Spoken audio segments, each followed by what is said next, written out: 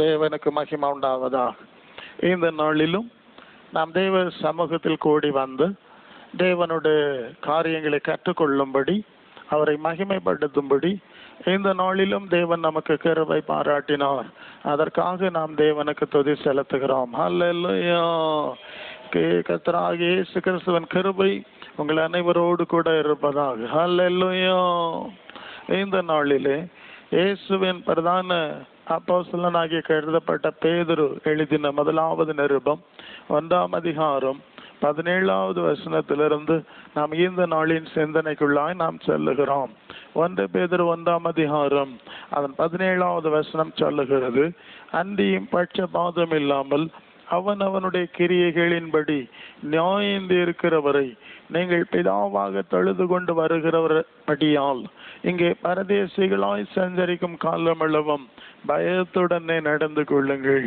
கடந்த நாளிலும் பயத்துடனே நடந்து கொள்ள வேண்டிய காரியத்தை குறித்து நாம் சிந்தித்தோம். காரணம் என்ன தெரியுமா? நாம் தொழுது கொள்ளுகிற பிதாவாகிய தேவன் பட்சபாதம் இல்லாமல் அவனவன் கிரியைகளுக்கு தக்கதாய் பலன் கொடுக்கிற தேவனாய் இருக்கிறபடினால நாம் அதிக பயத்தோடு நடுக்கத்தோடும் நடந்து கொள்ள வேண்டியது அவசியமாக இருக்கிறது. நாம் நம்முடைய கிரியைகளுக்கு தக்கதாய் பலன் கொடுக்கிற தேவன், அவரை நாம் தொழுது கொள்ளுகிறோம், அவரையே பிதாவாக தொழுது கொள்ளுகிறோம் என்பதை இந்த வசனத்திலே, அதாவது ஆதி திருச்சபையின் நாட்களிலே கிரியைகளுக்கு பலன் கொடுக்கிறவரை பிதாவாக தொழுது கொண்டு வந்தார்கள் என்ற கருத்தை நாம் பார்க்கிறோம். இந்த பிதா யார்? அதை குறித்து 1 பேதுரு 1ஆம் அதிகாரம் 3வது வசனத்துக்குள் நாம் வரும்போது, நம்முடைய கர்த்தராகிய இயேசு கிறிஸ்துவின் பிதாவாகிய தேவனுக்கு ஸ்தோத்திரம் உண்டாவதாக என்று பேதுரு அப்போஸ்தலர் பிதாவை ஸ்தோத்தரித்து ஒரு மாதிரியை காண்பிக்கிறதை நாம் பார்க்கிறோம். நம்முடைய கர்த்தராகிய இயேசு கிறிஸ்துவின் பிதாவாகிய தேவனுக்கு ஸ்தோத்திரம். அவரே பட்சபாதம் இல்லாமல் அவனவன் கிரியைக்காக பலன் கொடுக்கிறவர் என்பதை வேத வசனங்களிலிருந்து நாம் விளங்கிக் கொள்கிறோம். எபேசியருக்கு எழுதின நிருபம் 1ஆம் அதிகாரம் 17வது வசனத்துக்கு வரும்போது, நம்முடைய கர்த்தராகிய இயேசு கிறிஸ்துவின் தேவனும் மகிமையின் பிதாவுமானவர் தம்மை நீங்கள் அறிந்து கொள்வதற்கான ஞானத்தையும் தெளிவையும் அளிக்கிற ஆவியை உங்களுக்கு தந்தருள வேண்டும் என்று நான் வேண்டிக் கொள்கிறேன் என்பதாய் அந்த பகுதி அமைந்திருக்கிறது. இயேசு கிறிஸ்துவின் தேவனாய் இருக்கிறவர், மகிமையின் பிதாவானவராய் இருக்கிறவரை நாம் அறிந்து கொள்ள வேண்டும். அதற்குரிய ஞானம் நமக்கு கிடைக்க வேண்டும். அதை குறித்த ஒரு தெளிவு நமக்கு கிடைக்க வேண்டும் என்று விசுவாசிகளுக்காய், எபேசு சபை விசுவாசிகளுக்காய் பவுல் ஜெபம் பண்ணுகிற ஒரு காரியத்தை பார்க்கிறோம். எபேசியர் 3ஆம் அதிகாரம் 15வது வசனத்தில் நம்முடைய கர்த்தராயிருக்கிற இயேசு கிறிஸ்துவனுடைய பிதாவை நோக்கி முழங்கால் படிட்டு நான் ஜெபிக்கிறேன் என்று மீண்டும் அந்த விஷயத்தை குறிப்பிடுகிறதை பார்க்கிறோம். கர்த்தராகிய இயேசு கிறிஸ்துவின் பிதாவாகிய தேவனை நோக்கி நான் முழங்கால் படிட்டு ஜெபிக்கிறேன். அப்படி என்றால் பட்சபாதம் இல்லாமல் அவனவன் கிரியைக்கு தக்கதாய் பலன் கொடுக்கிறவர் இந்த பிதாவாகிய தேவனே என்பதை இந்த வசன நாம் முதலாவது விளங்கிக் கொள்ளுகிறோம். இரண்டாவது, இந்த பிதா எப்படி இந்த நியாய தீர்ப்பை கொடுக்க போகிறார் என்பதையும் நாம் சற்று விளங்கி கொண்டால் சிறப்பாக இருக்கும். வெளிப்படுத்தின விசேஷம் 20ஆம் அதிகாரம் 11-12 வசனங்களில் நாம் வரும்போது, பின்பு நான் பெரிய வெள்ளை சிங்காசனத்தையும் அதன் மேல் வீற்றிருக்கிறவரையும் கண்டேன். அவருடைய சமூகத்திலிருந்து பூமியும் வானமும் அகன்று போயின, அவைகளுக்கு இடம் காணப்படவில்லை என்று நாம் படிக்கிறோம். இறுதி நியாய தீர்ப்பின் நாளிலே ஒரு பெரிய மகிமையான வெள்ளை சிங்காசனம் இருக்கிறது. அதன் மேல் ஒருவர் வீற்றிருக்கிறார். அதில் யார் வீற்றிருக்கிறார் என்று குறிப்பாக பெயரை இந்த பகுதியிலே சொல்லவில்லை என்பதை நாம் மிக முக்கியமாய் கவனத்தில் கொள்ள வேண்டும். அப்படி என்றால் இவர் யாராக இருக்கும் என்பதை வேத வசனத்தின் மூலமாகவே நாம் தொடர்ந்து ஆராய வேண்டும். 20ஆம் அதிகாரம் 12வது வசனத்துக்கு வரும்போது, அதாவது 11வது வசனத்தில் காரியத்தை நாம் முதலாவது பார்த்தோம். அதுல வெள்ளை சிங்காசனத்திலே ஒருவர் வீற்றிருக்கிறார். 12வது வசனத்துக்கு வரும்போது, மரித்தோராகிய சிறியோரும் பெரியோரையும் தேவனுக்கு முன்பாய் நிற்க கண்டேன் என்று படிக்கிறோம். வெள்ளை சிங்காசனத்திலே ஒருவர் வீற்றிருக்கிறார், அவர் தேவன். வெள்ளை சிங்காசனத்திற்கு முன்பாக எல்லாரும் நிற்கிறபடினாலே அவர் தேவன் என்பதை நாம் அறிந்து கொள்ளுகிறோம். அதுதான் தேவனுக்கு முன்பாக நிற்க கண்டேன் என்று அந்த வார்த்தை அங்கே பயன்படுத்தப்பட்டிருக்கிறதை பார்க்கிறோம். அப்படி என்றால் அந்த வெள்ளை சிங்காசனத்தில் வீற்றிருக்கிறவர் யார்? அவர் பிதாவாகிய தேவன். அதை குறித்து இன்னும் வெளிப்படுத்தின விசேஷம் 4ஆம் அதிகாரம் 2-3 வசனங்களுக்குள் நாம் வரும்போது, உடனே நான் ஆவிக்குள்ளானேன், அப்பொழுது இதோ வானத்தில் ஒரு சிங்காசனம் வைக்கப்பட்டிருந்தது, அந்த சிங்காசனத்தின் மேல் ஒருவர் வீற்றிருந்தார். இங்கேயும் ஒரு சிங்காசனம், ஒருவர் என்றுதான் அந்த பதம் குறைப்படுகிறது. அது யாரையும் நேரடி பெயரை சொல்லாம ஒருவர் என்றுதான் சொல்லுகிறது என்பதை நாம் கவனத்தில் கொள்ள வேண்டும். வெள்ளை சிங்காசனத்திலும் ஒருவர் இருந்தார், இந்த சிங்காசனத்திலும் ஒருவர் இருந்தார் என்று சொல்லி நாம் பார்க்கிறோம். அந்த வீட்டிருந்தவர் பார்வைக்கு வஜ்ரக்கல்லுக்கும் பதுமராகத்துக்கும் ஒப்பாக இருந்தார். அவர் பிரகாசமானவராய், ஒளிமயமானவராய், மென்னிக் கொண்டிருக்கிறவராய் இருந்தார் என்கின்ற காரியத்தை நாம் பார்க்கிறோம். வெளிப்படுத்தின விசேஷம் 5ஆம் அதிகாரம் நம்ம 7வது வசனத்துக்கு வரும்போது, ஆட்டுக்குட்டியானவர் வந்து, ஆட்டுக்குட்டியானவராகிய இயேசு வந்து அந்த சிங்காசனத்தின் மேல் உட்கார்ந்தவருடைய வலது கரத்தில் இருந்த புஸ்தகத்தை வாங்கினார் என வாசிக்கிறோம். அப்படி என்றால் அந்த சிங்காசனத்தில் வீட்டிருந்த ஒருவர், ஒளிமயமானவர், மின்னிக் கொண்டிருந்தவர், பிரகாசமாய் இருந்தவர் பிதாவாகிய தேவனே என்பதை அறிந்து கொள்ளுகிறோம். ஏனென்றால் குமாரனாகிய ஆட்டுக்குட்டியானவர் வந்து அந்த சிங்காசனத்தில் உட்கார்ந்தவருடைய வலது கரத்தில் இருந்து புஸ்தகத்தை வாங்கினார் என்பதால் ஆட்டுக்குட்டியானவரையும் பார்க்கிறோம், அந்த சிங்காசனத்தில் வீற்றிருக்கிற பிதாவையும் பார்க்கிறோம் என்பதை நாம் இந்த பகுதியிலே நாம் அறிந்து கொள்ளுகிறோம். யோவான் சுவிசேஷம் 14ஆம் அதிகாரம் 28வது வசனத்தில் வரும்போது, நான் போவேன் என்றும் திரும்பி உங்களிடத்தில் வருவேன் என்றும் நான் உங்களுக்கு சொன்னதை கேட்டீர்களே, நீங்கள் என்னில் அன்புள்ளவர்களாக இருந்தால் பிதாவிடத்திற்கு போகிறேன் என்று நான் சொன்னதை குறித்து சந்தோஷப்படுவீர்கள். ஏனெனில் என் பிதா என்னிலும் பெரியவராக இருக்கிறார், என் பிதா என்னிலும் பெரியவராக இருக்கிறார். உலகத்தில் இருக்கும் போதே இந்த இயேசு நமக்கு படிப்பித்த ஒரு காரியம் என்ன தெரியுமா? என் பிதா என்னிலும் பெரியவராக இருக்கிறார். நீங்கள் அப்படித்தான் அதை நம்ப வேண்டும், அப்படித்தான் நீங்கள் அதை ஏற்றுக்கொள்ள வேண்டும் என்று நமக்கு படிப்பிக்கிறார். நல்லது. இப்போது வெள்ளை சிங்காசனத்திலே பிதாவாகிய தேவன் வீற்றிருக்கிறார் என்பதை நாம் புரிந்து கொள்ளுகிறோம். ஆனால் இந்த பிதாவாகிய தேவன் நியாய தீர்ப்பின் நாளில் அவர் தலைவராக இருக்கிறார். ஆனால் அவர் அங்கே நியாய தீர்ப்பு கொடுத்ததாகவோ வேறு காரியங்களை செய்ததாகவோ நாம் அதை பார்க்க முடியாது. இந்த பகுதியை அடுத்தது மிக நுட்பமாய் நாம் கவனிக்க வேண்டும். அல்லேலூயா, நுட்பமாய் கவனிக்க வேண்டும். பிதாவாகிய தேவன் வெள்ளை சிங்காசனத்தில் இருக்கிறார், ஆனால் வேறு எதையும் செய்யவில்லை. வெளிப்படுத்தின விசேஷம் 20வது அதிகாரம் 12வது வசனத்துக்குள் வரும்போது அந்த வசனம் என்ன சொல்லுது? மரித்தோராகிய சிறியோரையும் பெரியோரையும் தேவனுக்கு முன்பாக நிற்க கண்டேன், அப்பொழுது புஸ்தகங்கள் திறக்கப்பட்டன, ஜீவ புஸ்தகமும் திறக்கப்பட்டது. அப்பொழுது அந்த புஸ்தகங்களில் எழுதப்பட்டவர்களின்படியே மரித்தோர் தங்கள் தங்கள் கிரியைக்கு தக்கதாக நியாய தீர்ப்பு அடைந்தார்கள் என்பதை பார்க்கிறோம். அங்கே புஸ்தகங்கள் திறக்கப்படுகின்றன. அந்த புஸ்தகத்தை யார் திறந்தார்கள் என்று அங்கே சொல்லப்படவில்லை. பிதாவாகிய தேவன் வெள்ளை சிங்காசனத்தில் இருக்கிறார். அவருக்கு முன்பு புஸ்தகங்கள் திறக்கப்பட்டு அங்கே நியாய தீர்ப்பு கொடுக்கப்படுகிறது. ஒன்று புஸ்தகங்கள் திறக்கப்பட்டு நியாய தீர்ப்பு கொடுக்கப்படுகிறது, இன்னொன்று அவைகளில் எழுதப்பட்ட கிரியைக்கு தக்கதாக நியாய தீர்ப்பு கொடுக்கப்படுகிறது என்பதை நாம் பார்க்கிறோம். இதை குறித்து வெளிப்படுத்தின விசேஷம் 22ஆம் அதிகாரம் 12வது வசனத்துக்கு நான் வரும்போது, இதோ நான் சீக்கிரமாய் வருகிறேன், அவனவனுடைய கிரியைகளின்படி அவனவனுக்கு நான் அளிக்கிற பலன் என்னோட கூட வருகிறது என்று இயேசு குறைப்படுகிறதாய் அந்த செய்தி அமைந்திருக்கிறது. ஆக கிரியைகளின்படி பலன் கொடுக்கிற அதிகாரத்தை தேவன் பிதாவாகிய தேவன் இயேசுவுக்கு கொடுத்திருக்கிறார் என்பதை இந்த பகுதியிலே நாம் புரிந்து கொள்ளுகிறோம்.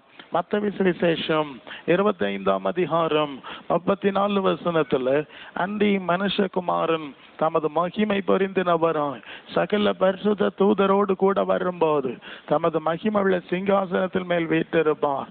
அப்பொழுது சகல ஜனங்களும் அவருக்கு முன்பாக சேர்க்கப்படுவார்கள்.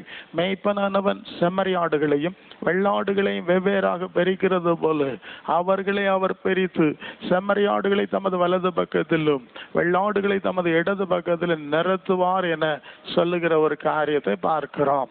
நியாய தீர்ப்பை நான் செய்ய போகிறேன், நான் ஒரு மகிமை உள்ள சிங்காசனத்தில் இருக்க போகிறேன் என்று மகிமை பொருந்தினவராய் வரப்போகிறேன் என்று இயேசு உலகத்தில் இருக்கும்போது குறிப்பிட்ட இந்த செய்தியை நாம் பார்க்கிறோம். இந்த மகிமை, அதாவது என் மகிமையோடு மகிமை பொருந்தினவராய் வருவேன் என்று சொல்லி இருக்கிறாரே, அந்த தமது மகிமை பொருந்தினவராய் வருவார் என்று சொல்லி இருக்கிறதே, அந்த மகிமை என்ன? அதை குறித்து 1 பேதுரு 1:25 வரும்போது உங்கள் விசுவாசமும் நம்பிக்கையும் தேவன் மேல் இருக்கும்படி அவரை மரித்தோரிலிருந்து எழுப்பி அவருக்கு மகிமையை கொடுத்தார். இயேசுவை மரித்தோரிலிருந்து தேவன் எழுப்பி அவருக்கு ஒரு மகிமையை கொடுத்தார். அந்த மகிமையோடு இயேசு கிறிஸ்து இனி இந்த உலகத்துக்கு வரப்போகிறார். உலகத்தில் வாழ்ந்த போது அவர் ஒரு மனுஷகுமாரனாய் வாழ்ந்தார். ஆனால் இனி அவர் வரும்போது பிதாவாகிய தேவன் அவருக்கு கொடுத்து மகிமை பொருந்தினவராய் வருவார் என்பதை நாம் அறிந்து கொள்ள வேண்டும். தமது மகிமை உள்ள சிங்காசனத்திலே அவர் வீற்றிருப்பார் என்றும் அவர் தொடர்ந்து சொல்லுகிற ஒரு காரியத்தை பார்க்கிறோம். மகிமை உள்ள ஒரு சிங்காசனம் அவருக்கு கொடுக்கப்படுகிறது. அதை குறித்து வெளிப்படுத்தின விசேஷம் 3:21 வரும்போது, நான் ஜெயங்கொண்டு என் பிதாவின் சிங்காசனத்திலே அவரோடு கூட உட்கார்ந்திருக்கிறேன். அவரோடு கூட உட்கார்ந்தது போல ஜெயம் கொள்ளுகிறவன் எவனோ அவனும் என்னுடைய சிங்காசனத்தில் என்னோடு கூட உட்காரும்படி நான் அருள் செய்வேன் என சொல்வதை பார்க்கிறோம். பிதாவாகிய தேவன் இருக்கிறார், நானும் அவர் பக்கத்தில் இருப்பேன் என்று சொல்லுகிறார். அவருக்கு ஒரு மகிமையான சிங்காசனத்தை தேவன் கொடுத்தார். ஆக ஒரு மகிமையை தேவன் இயேசுவுக்கு கொடுத்தார். அந்த மகிமை உள்ளவராய் அவர் இனி வரப்போகிறார். ஒரு மகிமை உள்ள சிங்காசனத்தை தேவன் அவருக்கு கொடுத்திருக்கிறார். அந்த மகிமை உள்ள சிங்காசனத்திலே நியாய தீர்ப்பு நாளிலே அவர் வீட்டிருக்க போகிறார். 1 பேதுரு 3:22 சொல்லுகிறது, அவர் பரலோகத்துக்கு போய் தேவனுடைய வலது பாரிசத்தில் இருக்கிறார். தேவ தூதர்களும் அதிகாரங்களும் வல்லமைகளும் அவருக்கு கீழ்ப்பட்டிருக்கிறது என்று அப்போஸ்தலனாகிய பேதுரு நமக்கு படிப்பதை பார்க்கிறோம். தேவனுடைய வலது பாரிசத்திலே தேவகுமாரனாய் மகிமை பொருந்தினவராய் இயேசு வீட்டிருக்கிறார் என்பதை நாம் அறிந்து கொள்ள வேண்டும். அல்லேலூயா. ஆக பிதாவாகிய தேவன் வெள்ளை சிங்காசனத்தில் இருக்கிறார். அவருக்கு வலது பக்கத்துல குமாரன் இருக்க போகிறார். அவர்தான் கிரியைகளுக்கு தக்கதாய் நியாய தீர்ப்பை கொடுக்க போகிறார் என்பதை நாம் அறிந்து கொள்ளுகிறோம். வெளிப்படுத்தின விசேஷம் 20:12 நாம் வரும்போது, மரித்தோராகிய சிறியோரையும் பெரியோரையும் தேவனுக்கு முன்பாய் நிற்க கண்டேன். அப்பொழுது புஸ்தகங்கள் திறக்கப்பட்டன. ஜீவ புஸ்தகம் என்று வேறொரு புஸ்தகம் திறக்கப்பட்டது. அந்த புஸ்தகங்களில் எழுதப்பட்டவைகளின்படியே மரித்தோர் தங்கள் தங்கள் கிரியைகளுக்கு தக்கதாய் நியாய தீர்ப்படைந்தார்கள். புஸ்தகங்கள் திறக்கப்பட்டன. கிரியைகளுக்கு ஏற்ப நியாய தீர்ப்படைந்தார்கள். அதுக்கு பலன் கொடுக்கிறவர் இயேசு என்பதை நாம் பார்த்து விட்டோம். இப்போது புஸ்தகங்கள் திறக்கப்படுகின்றன. இந்த புஸ்தகங்களை யார் திறந்தார்கள் என்று அந்த பகுதியிலே சொல்லவில்லை. ஆனால் வேறு பகுதியிலே நாம பார்க்கிறோம். இந்த புஸ்தகத்தை திறப்பது யார் தெரியுமா? வெளிப்படுத்தல் 5:7 வரும்போது அந்த ஆட்டுக்குட்டியானவர் வந்து சிங்காசனத்தின் மேல் உட்கார்ந்தவருடைய வலது கரத்தில் இருந்த புஸ்தகத்தை வாங்கினார்.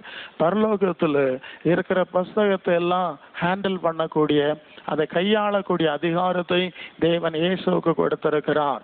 பரலோகத்தில் இருக்கிற புஸ்தகங்கள்லாம் இந்த இயேசு தான் அதை கவனிக்க போகிறார், அதை கையாள போகிறார் என்பதை நாம் அறிகிறோம். அதனாலதான் வேற யாரும் புஸ்தகத்தை வாங்க முடியாம அங்க இருந்த போது யோவான் சொல்லுகிறார், நான் அழுதேன். அப்போதான் நீ அழாதே, யூதா கோத்திரத்து சிங்கமும் தாவீதின் வேறுமானவர் இந்த புஸ்தகத்தை வாங்கும்படியாய் அவர் ஜெயம் கொண்டிருக்கிறார், அவர் வெற்றி கொண்டிருக்கிறார், அவர் புஸ்தகத்தை திறக்க போறார் என்றெல்லாம் சொல்லுகிறார். அவர் புஸ்தகத்தை திறக்கும் போது தொடர்ந்து நடக்கிற காரியங்கள் எல்லாம் அங்கே எழுதப்பட்டிருப்பதை நாம் அங்கே பார்க்கிறோம். எனக்கு அன்பான தேவ பிள்ளைகளே, பரலோகத்தின் புஸ்தகங்களை இயேசுதான் கையாளுகிறார். வெளிப்படுத்தல் 3:5 சொல்லுகிறது, ஜெயம் கொள்ளுகிறவன் எவனோ அவனுக்கு வெண்வஸ்திரம் தரிப்பிக்கப்படும், ஜீவ புஸ்தகத்திலிருந்து அவனுடைய நாமத்தை நான் கிறக்கி போடாமல் என் பிதா முன்பாகவும் அவருடைய தூதர் முன்பாகவும் அவன் நாமத்தை நான் அறிக்கையிடுவேன் என்று இயேசு சொல்றத பார்க்கிறோம். ஹல்லேலூயா. இப்ப சொல்றார், நான் புஸ்தகத்துல பேரை வெட்டி விட மாட்டேன். அப்படின்னா இந்த புஸ்தகங்கள்ல பேர் எழுதுறதானாலும் சரிதான், அதை வெட்டுறதா அதை வச்சிருக்கிறதான்னு முடிவு எடுக்கிறதானாலும் சரிதான், இதெல்லாம் இயேசுதான் செய்யறார். ஹல்லேலூயா. இயேசுக்கு தான் தேவன் அந்த அதிகாரத்தை கொடுத்திருக்கிறாருங்கிறதையும் இந்த வசனங்கள்ல இருந்து பார்க்கிறோம் இல்லையா? அந்த புஸ்தகங்களை நான் தான் கையாளுகிறேன், அதை வெட்டுறதா வைக்கிறதா எல்லாம் நான் தான் முடிவெடுக்கிறேன் என்று இயேசு சொல்லுகிறார். யோவான் சுவிசேஷம் 5:22 வரும்போது, அன்றியும் பிதாவை கனம் பண்ணுகிறது போல எல்லாரும் குமாரனை கனம் பண்ணும்படிக்கு பிதாவானவர் தாமே ஒருவருக்கு நியாய தீர்ப்பு செய்யாமல் நியாய தீர்ப்பு செய்யும் அதிகாரம் முழுவதையும் குமாரனுக்கு ஒப்பு கொடுத்திருக்கிறார். ஹல்லேலூயா.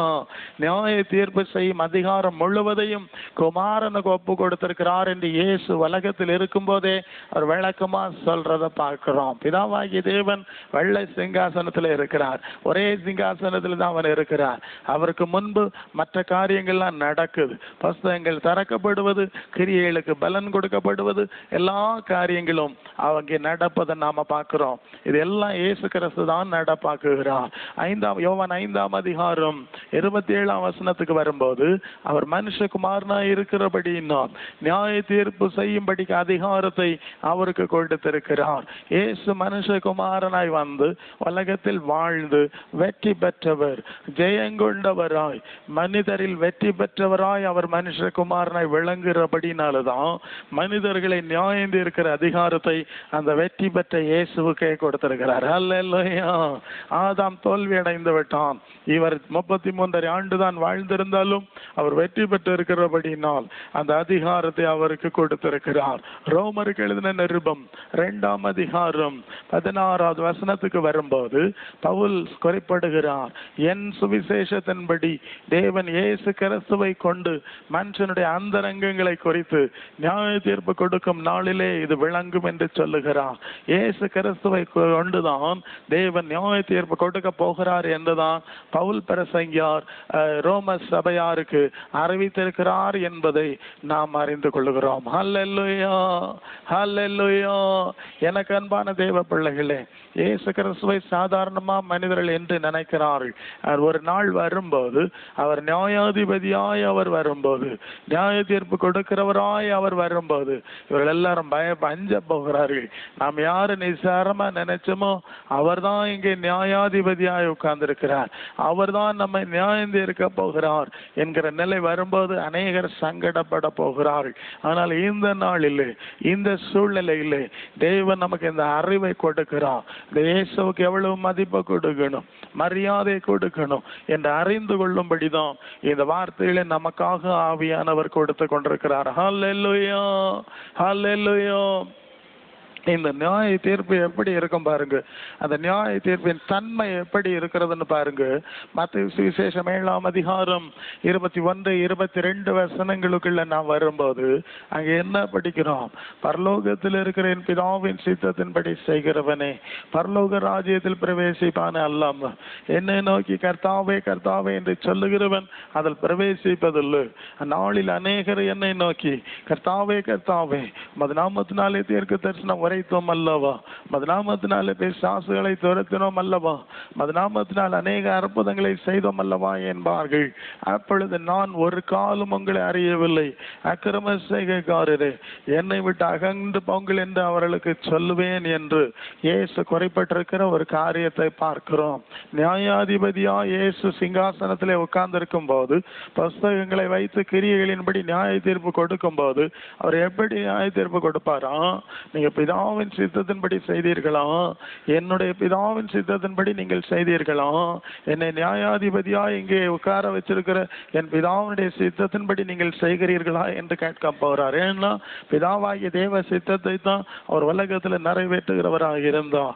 அதே விதமாக தான் பரலோகத்திலே அவர் உட்காரும் போதும் அந்த பிதாவின் சித்தத்தை தான் அவர் நிறைவேற்ற போகிறார். என்னை கர்த்தாவே ஆண்டவரேன்னு சொல்றவங்க அற்புத அதிசயம் செய்திருந்தாலும் என்னிடத்துல வர முடியாது, அல்லது பரலோக ராஜ்யத்துல பிரவேசிக்க முடியாது. அவர்களை அக்கிரம செய்யக்காரர் என்று சொல்வேன்னு சொல்றார். இந்த வார்த்தையை நீங்க நல்லா கவனிக்கணும். இயேசுவை மாத்திரம் கனம் பண்ணி விட்டு பிதாவின் சித்தம் செய்யாம இருந்தோம், அற்புதம் இயேசுவின் நாமத்தில் செய்திருந்தாலும் அவர்கள் தேவனால் அங்கீகரிக்கப்பட மாட்டார்கள். அந்த தேவகுமாரனாகிய இயேசுவை அவர்களை அங்கீகரிக்க மாட்டார் என்பதை இந்த வசனத்தில் பார்க்கிறோம். ஆகவே நாம் எப்போதும் இயேசுவின் போதனைகளின்படி நடந்து தேவ சித்தத்தை செய்யும்படி ஜாக்கிரதையாக இருக்க வேண்டும். மத்தேயு 25ஆம் அதிகாரம் 34ஆம் வசனத்துக்கு வரும்போது இயேசு தம்மை குறித்து சொல்லுகிறார். அப்பொழுது ராஜா தமது வலது பக்கத்தில் நிற்பவர்களை பார்த்து, வாருங்கள் என் பிதாவினால் ஆசீர்வதிக்கப்பட்டவர்களே, உலகம் உண்டானது முதல் உங்களுக்காக ஆயத்தம் பண்ணப்பட்டிருக்கிற ராஜ்யத்தை நீங்கள் சுதந்தரித்துக் கொள்ளுங்கள். ஹல்லேலூயா. பிதாவினால் அங்கீகரிக்கப்பட்டவர்கள் தானா நீங்க, பிதாவினால் ஆசீர்வதிக்கப்பட்டவர்கள் தானா நீங்க, அப்படின்னா அவருடைய ராஜ்யத்துக்கு போங்க, இல்லைன்னா போக முடியாது. ஹல்லேலூயா. அப்ப இயேசுவை நாம் மகிமைப்படுத்துவது, இயேசுவை பின்பற்றுவது என்பதை குறித்து சற்று ஆழமாய் நாம் சிந்திக்க வேண்டும். அநேகர் இயேசுவை பின்பற்றுவது இல்லை, அவருடைய வசனங்களில் நடக்கிறது இல்லை, ஆனா இயேசுவை புகழ்றதுல மாத்திரம் கவனமா இருப்பாங்க. நான் வருஷத்துக்கு 52 சபைகளுக்கு போகிறேன் இல்லையா, அநேக கூட்டங்கள்ல பேசுறேன் இல்லையா, அந்த சூழ்நிலையில நான் பார்த்திருக்கேன். இயேசுவின் போதனைகளில் நடக்கிறவங்க ரொம்ப கொஞ்சம் தான் இருப்பாங்க, ஆனா இயேசுவின் நாமத்தை உயர்த்துறவங்க நிறைய இருப்பாங்க. இந்த வசனங்களை ஆவியானவர் நமக்காக எழுதி வைத்திருக்கிறார். நாம் தேவ சித்தத்தின்படி செய்து இயேசுவின் அடிச்சுவட்டிலே நாம் நடக்க பிரயாசப்பட வேண்டும். இங்கே இரண்டாவதாக அவர் பிதாவின் சித்தத்தின்படி முதலாவது அவர் நியாய தீர்ப்பு செய்தவர்களை குறித்து தான், அந்த அடிப்படையில தான் நான் நியாய தீர்ப்பு கொடுப்பேன்னு சொல்லுகிறார். இரண்டாவது நாம் ரோமர் 2:12 வாசித்த போது மனுஷருடைய அந்தரங்கங்களை குறித்து கடந்த நாளில் நான் சொன்னேன். அது 14-15 வசனங்கள் ரோமர்ல படிக்கிற வண்ணமாய் மனசாட்சியிலே ஒரு அறிவை தேவன் கொடுக்கிறார், நன்மை தீமை அறிவை கொடுக்கிறார். அந்த அறிவின் அடிப்படையிலே நாம் மனம் திரும்ப வேண்டும் என்று சொன்னேன். நியாய தீர்ப்பு நாளிலே இயேசு மனுஷனுடைய அந்தரங்கங்கள் அல்லது மனசாட்சியை அவர்களுக்கு முன்பாக கொண்டு வந்து அவர்களை நியாயம் தீர்ப்பார் என்று அந்த பகுதி நமக்கு விளக்குவதை பார்க்கிறோம். 1 தீமோத்தேயு 1ஆம் அதிகாரம் 18-19 நீ விசுவாசமும் நல்ல மனசாட்சியும் உடையவனாயிரு, இந்த மனசாட்சியை சிலர் தள்ளிவிட்டு விசுவாசமாகிய கப்பலை சேதப்படுத்தி விட்டார்கள் என்று குறிப்பிடுகிற பகுதியை நாம் பார்க்கிறோம். நல்ல மனசாட்சியோடு இரு, சுத்த மனசாட்சியோடு இரு. இயேசு மனசாட்சியின் அடிப்படையில் நியாயம் தீர்க்க போகிறார். அநேகர் இந்த மனசாட்சியை விட்டுவிட்டு விசுவாச அனுபவத்தை விட்டு வழுவி போய்விடுகிறார்கள் என்று எச்சரிக்கிறதை நாம் பார்க்கிறோம். ஹல்லேலூயா. ஹல்லேலூயா. மூணாவதாக வெளிப்படுத்தல் 22:12 நாம் படிக்கிற வண்ணமாய் அவன் கிரியைக்கு தக்கதா, இதோ நான் சீக்கிரமாய் வருகிறேன், அவனுடைய கிரியைகளின்படி அவனுக்கு நான் பலனளிக்கிறேன் என்று சொல்லுகிறார். மூன்றாவது நம்முடைய செயல்கள், அந்த புஸ்தகங்கள் திறக்கப்பட்டன, அதை இயேசுதான் திறந்தார் என்று நாம் பார்க்கிறோம், புரிந்து கொண்டோம். அவர் அந்த புஸ்தகத்தில் எழுதியிருக்கிறதன்படி தேவன் அவருக்கு கொடுத்த அதிகாரத்தின்படி அவர் நியாயம் தீர்க்கும் போது நம்முடைய கிரியைக்கு தக்கதாய் நியாயம் தீர்க்கிறார், நம்முடைய செயல்களுக்கு தக்கதாய் நியாயம் தீர்க்கிறார். நான் ரொம்ப அந்த விஷயத்துல விழிப்பா இருக்கணும். கிறிஸ்தவ கோலத்துல இது ஒரு பெரிய பிரச்சனையா இருக்கு. இயேசுவை விசுவாசிக்கிறாங்க, இயேசுவை ஆராதிக்கிறாங்க, எல்லாம் பல காரியம் செய்வாங்க, ஆனா கிரியைகளை மட்டும் மாற்ற மாட்டாங்க. அப்படி நிறைய ஜனங்கள் இருக்கிறார். அப்ப அந்த கிரியைகளின்படி தேவன் நியாயம் தீர்க்கக்கூடிய ஒரு சூழ்நிலை, இயேசு நியாயம் தீர்க்கக்கூடிய ஒரு சூழ்நிலை வரும்போது அவங்க என்ன செய்வாங்க? ரோமர் 2ஆம் அதிகாரம் 6ஆம் வசனம் சொல்லுது, தேவன் அவனுடைய கிரியைகளுக்கு தக்கதாய் அவனுக்கு பலன் அளிப்பார். அவனுடைய கிரியை எப்படியோ செயல் சிந்தனை எப்படியோ அதற்கேற்பதான் தேவன் பலன் கொடுப்பார் என்று சொல்லி அழகாய் சொல்வதை நாம் பார்க்கிறோம். கலாத்தியருக்கு எழுதின நிருபம் 6ஆம் அதிகாரம் 7வது வசனத்துக்கு நாம் வரும்போது, மோசம் போகாதிருங்கள், தேவன் தம்மை பரியாசம் பண்ணவிட்டார், மனுஷன் எதை விதைக்கிறானோ அதை அறுப்பான். அதாவது ஒரு மரத்தினுடைய விதையை நாம் விதைக்கிறோம், அது முதலாம் உடனடியாக அது பலன் கொடுத்து விடுவதில்லை, அதுக்கு உரிய காலத்துல தான் அது பலனை கொடுக்கிறது என்பதை நாம் பார்க்கிறோம்.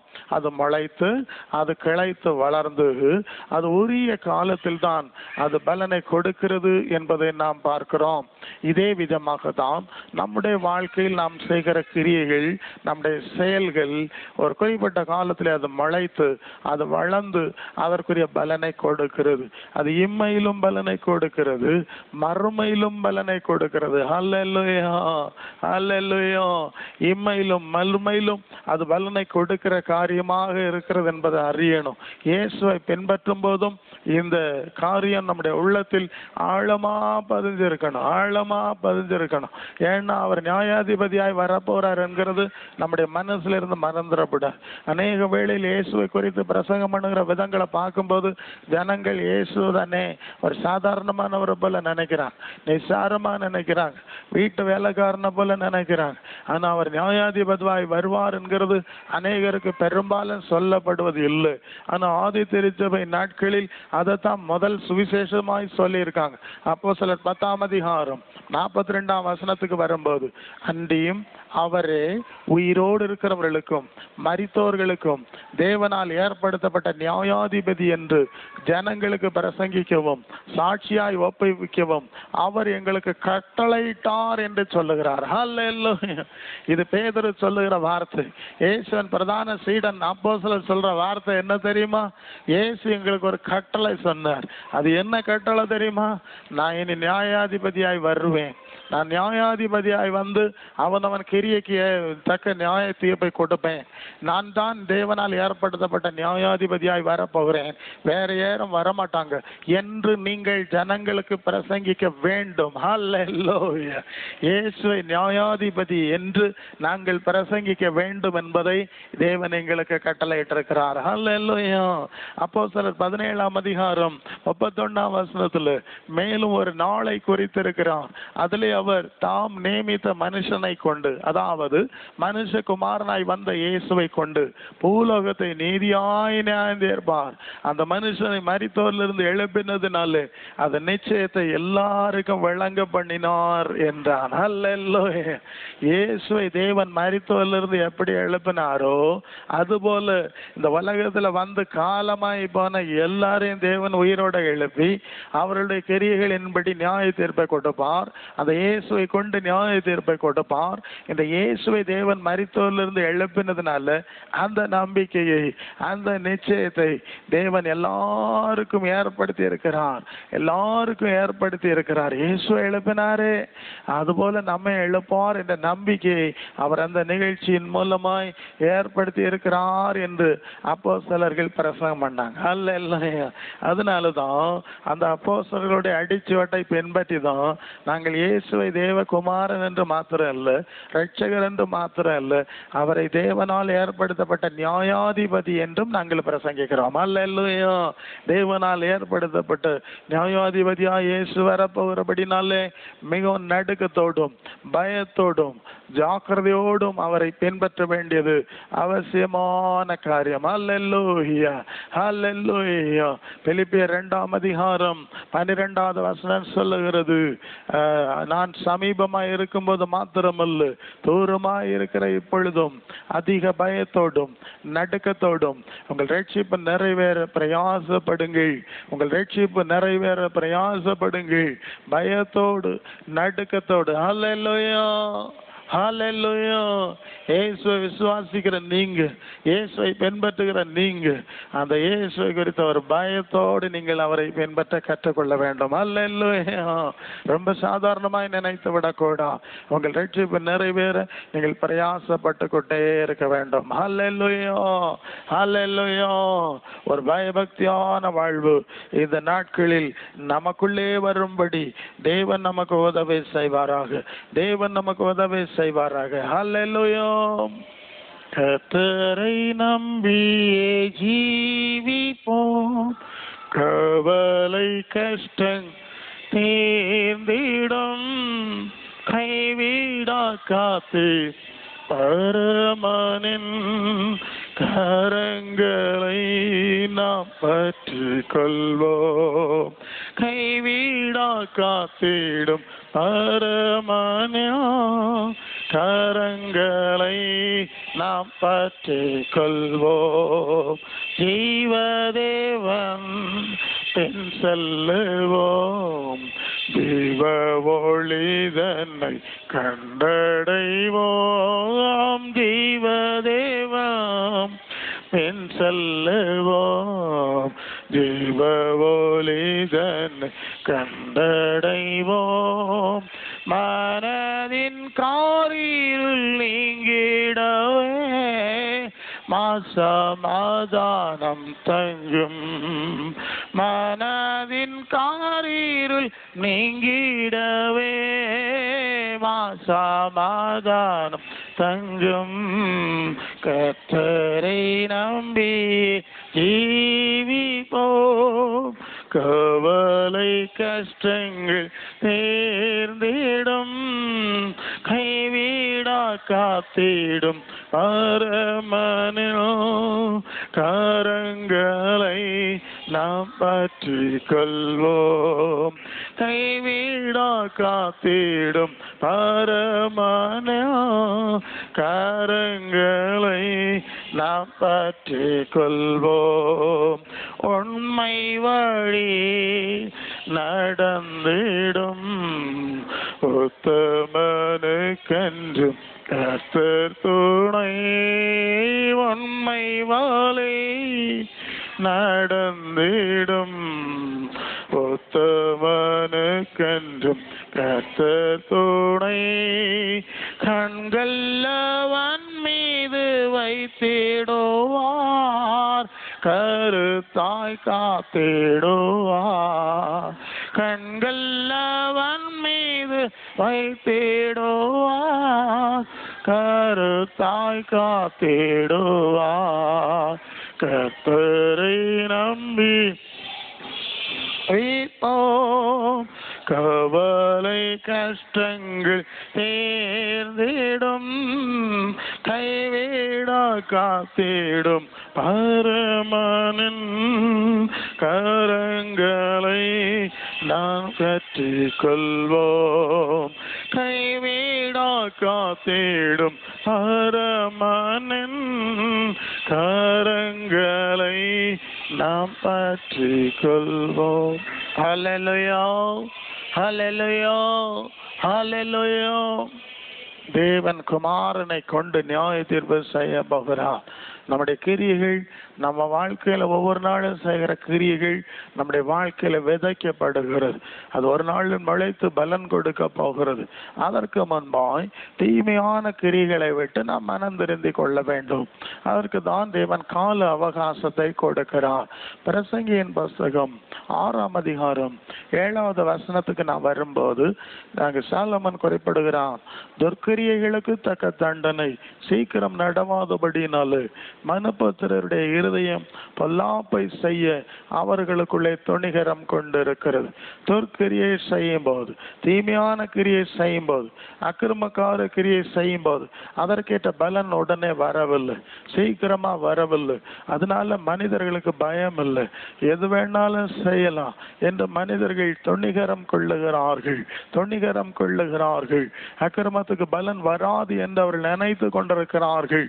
ஆனால் ஏசாயா தீர்க்கதரிசன புஸ்தகம் 57ஆம் அதிகாரம் 16வது வசனத்துக்கு நாம் வரும்போது தேவன் சொல்லுகிறார், நான் எப்போதும் வழக்காட மாட்டேன், நான் என்றைக்கும் கோபமாய் இருப்பதில்லை. ஏனெனில் ஆவியும் நான் உண்டு பண்ணின ஆத்துமாக்களும் என் முகத்துக்கு முன்பதாக சோர்ந்து போகுமே என்று தேவன் சொல்லுகிறான்.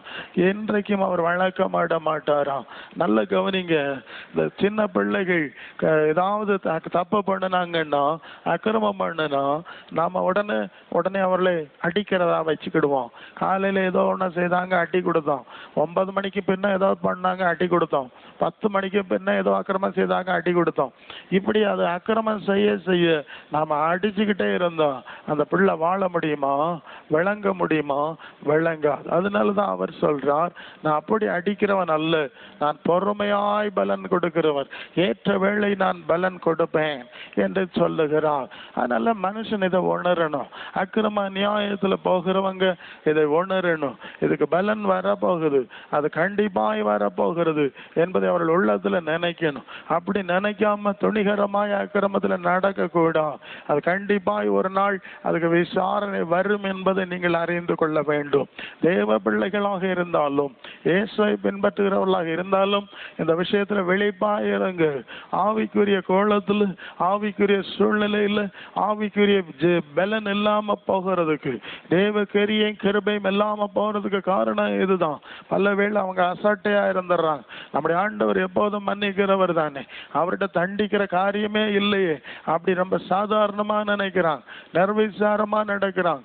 அதனால தேவ கிருபைகளை அவர்கள் பெற்றுக்கொள்ள முடியாமல் போகிறார். ஆனால் தேவ பிள்ளைகளாக இருந்தாலும் அவர் கிரியைக்கு தக்க பலன் கொடுக்கிறவர். நீங்க நன்மை செய்தா அதற்குரிய பலனை அவர் தருவார் என்று நீங்கள் விசுவாசிக்கிறீங்க அல்லவா? அதே விதமாக தான் தீமை செய்தா, அநியாயத்துக்கு கேட்ட காரியம் செய்தா கண்டிப்பா அதற்கேற்ற பலனையும் கொடுப்பார் என்பதையும் நாம் உள்ளத்துல நாம பதிச்சிருக்கணும். யாத்திராகமம் 32ஆம் அதிகாரத்துல முதல் 7 வசனங்கள்ல அங்கே ஒரு சம்பவத்தை பார்க்கிறோம். இஸ்ரவேல் ஜனங்களை மோசே நடத்தி கொண்டு வருகிறார். தேவன் அவர் மூலமாய் அற்புதங்களை செய்கிறார். 10 விதமான வாதைகளை அந்த பார்வனுக்கு மத்தியில் எகிப்திலே அனுப்பிதான் இந்த ஜனங்களை அங்கிருந்து விடுவித்தார். அதன் பிறகும் செங்கடல் வழியாய் நடுவே ஒரு பாதை உண்டு பண்ணிதான் அந்த ஜனங்களை தேவன் நடத்தி கொண்டு வந்தார். அவர்கள் மறுபக்கம் வந்தாங்க. இப்ப மோசே சொல்லுகிறான், நீங்க இங்கே கீழே உட்கார்ந்துருங்க, நான் மலைக்கு மேலே போகிறேன், நான் கர்த்தரோடு காத்திருக்க போகிறேன், தேவ பிரமாணங்களை வாங்கி கொண்டு வருகிறேன், நியாய பிரமாணத்தை வாங்கி கொண்டு வருகிறேன் என்று மோசே மலைக்கு மேலே போனான். 40 நாட்களாய் அவன் அங்கே இருக்கிறான். 40 நாட்களாய் அவன் அங்கே இருக்கிறான். அப்போது இந்த ஜனங்கள் கீழே இருக்கிறாங்க. அவங்க என்ன சொல்றாங்க தெரியுமா? மோசேக்கு என்ன நடந்ததுன்னு தெரியும், மோசையை காணவில்லை, இனி அவன் வர மாட்டான். அதனால ஆரோனை பிடித்து, ஆரோன் மோசேக்கு கூட இருந்த ஆரோனை பிடித்து, நீர் எங்களுக்கு முன் செல்லும் தெய்வங்களை உண்டு பண்ணி தரணும் என்று ஆரோனை கட்டாயப்படுத்துகிற ஒரு காரியத்தை பார்க்கிறோம். ஆரோன் அவருடைய கட்டாயத்துக்கு பணிந்து அவன் ஒரு கண்ணுக்குட்டியை செய்து கொடுக்கிறான். எகிப்துல இருந்த போது கண்ணுக்குட்டி வழிபாட்டை எல்லாம் இந்த ஜனங்கள் பார்த்திருந்தான். அது போல செய்யணும்னு ஆசைப்பட்டு இவ கண்ணுக்குட்டியை உண்டு பண்ணி அவ்விதமாக அவர்கள் அங்கே தொழுகை நடத்த ஆரம்பிக்கிறாங்க. நீங்க நல்லா பாருங்க, எகிப்துல இருந்தபோது 10 விதமான வாத அனுப்பித்தானே அவர்களை விடுவித்தான். செங்கடலை நடுவில் பாதையை உண்டு பண்ணித்தானே அவர்களை நடத்தி கொண்டு வந்தான். அந்த தேவனை அவர்கள் ரொம்ப சீக்கிரமா மறந்துட்டாங்க. ஜனங்களுக்கு மனிதர்களுடைய மிக மோசமான குணம் இதுதான். எவ்வளவோ அற்புதங்களை பார்ப்பாங்க, அவங்க சீக்கிரமா இந்த ஆண்டவரை மறந்துடுவாங்க, சீக்கிரமா இந்த தெய்வத்தை மறந்துடுவாங்க. பாருங்க, ரொம்ப ஆபத்தான நிலையில இருப்பாங்க, சாவோடு போராடி கொண்டு இருப்பாங்க, சாவோடு போராடி கொண்டு இருப்பாங்க, யாரும் விடுவிக்க முடியாத நிலையில் கைவிடப்பட்ட நிலையில இருப்பாங்க. எல்லாரும் கைவிட்ட பிறகு கர்த்தருடைய சமூகத்துக்கு வருவார்கள், ஊழியக்கார இடத்துல வருவார்கள், அவர்கள் ஜெபம் பண்ணுவார். ஒருவேளை அவங்க ஜெபம் பண்ணுனா ஒரு 5 நிமிஷத்துல ஆண்டவர் விடுதலை கொடுப்பார். சில சந்தர்ப்பங்களில் சில நாட்கள் அவர்கள் ஜெபம் பண்ணுவார்கள், ஆண்டவர் விடுதலை கொடுப்பார். ரொம்ப சந்தோஷம் பாஸ், ஒரு சின்ன காணிக்கை வச்சிருங்க எனக்கு கொடுத்துட்டு ஓடி போயிருவாங்க, ஓடி போயிருவாங்க. எங்கேயாவது ஹாஸ்பிட்டல்ஸ்ல போனா லட்சக்கணக்கில் செலவாகியும் உயிர் திரும்ப கிடைக்காது, பணம் சொத்தெல்லாம் வித்து கொடுத்தாலும் திரும்ப கிடைக்காது. அப்படிப்பட்ட ஒரு காரியம் ஒரு 5 நிமிஷத்துல கிடைச்சிடும், சில நாட்கள்ல கிடைச்சிடும். அந்த ஜனங்கள் அதை பெருசா நினைக்க மாட்டாங்க. ஒரு 10 லட்சம் ரூபாய் செலவாக்கி பெரிய பெரிய அது ஆஸ்பத்திரிகள் எல்லாம் செலவாக்கி முடிச்சு ஒருவேளை கொஞ்சம் எழும்பி கொஞ்சம் உட்காரக்கூடிய ஒரு சுகம் கிடைச்சா அது ரொம்ப பெருசா அவங்க நினைப்பாங்க, ரொம்ப பெருசா அவங்க நினைப்பாங்க. ஆனா ஊழியக்காரர்கள் ஜெபம் பண்ணி ஒரு அற்புதம் நடந்தா அதை அவங்க பெருசா நினைக்க மாட்டாங்க, மிக சாதாரணமான காரியமா நினைப்பாங்க. இந்த ஜனங்களுடைய மனநிலை அதுதான். உலகத்துல உள்ள காரியங்கள் எல்லாம் ரொம்ப பிரம்மாண்டமா பெருசா நினைப்பாங்க.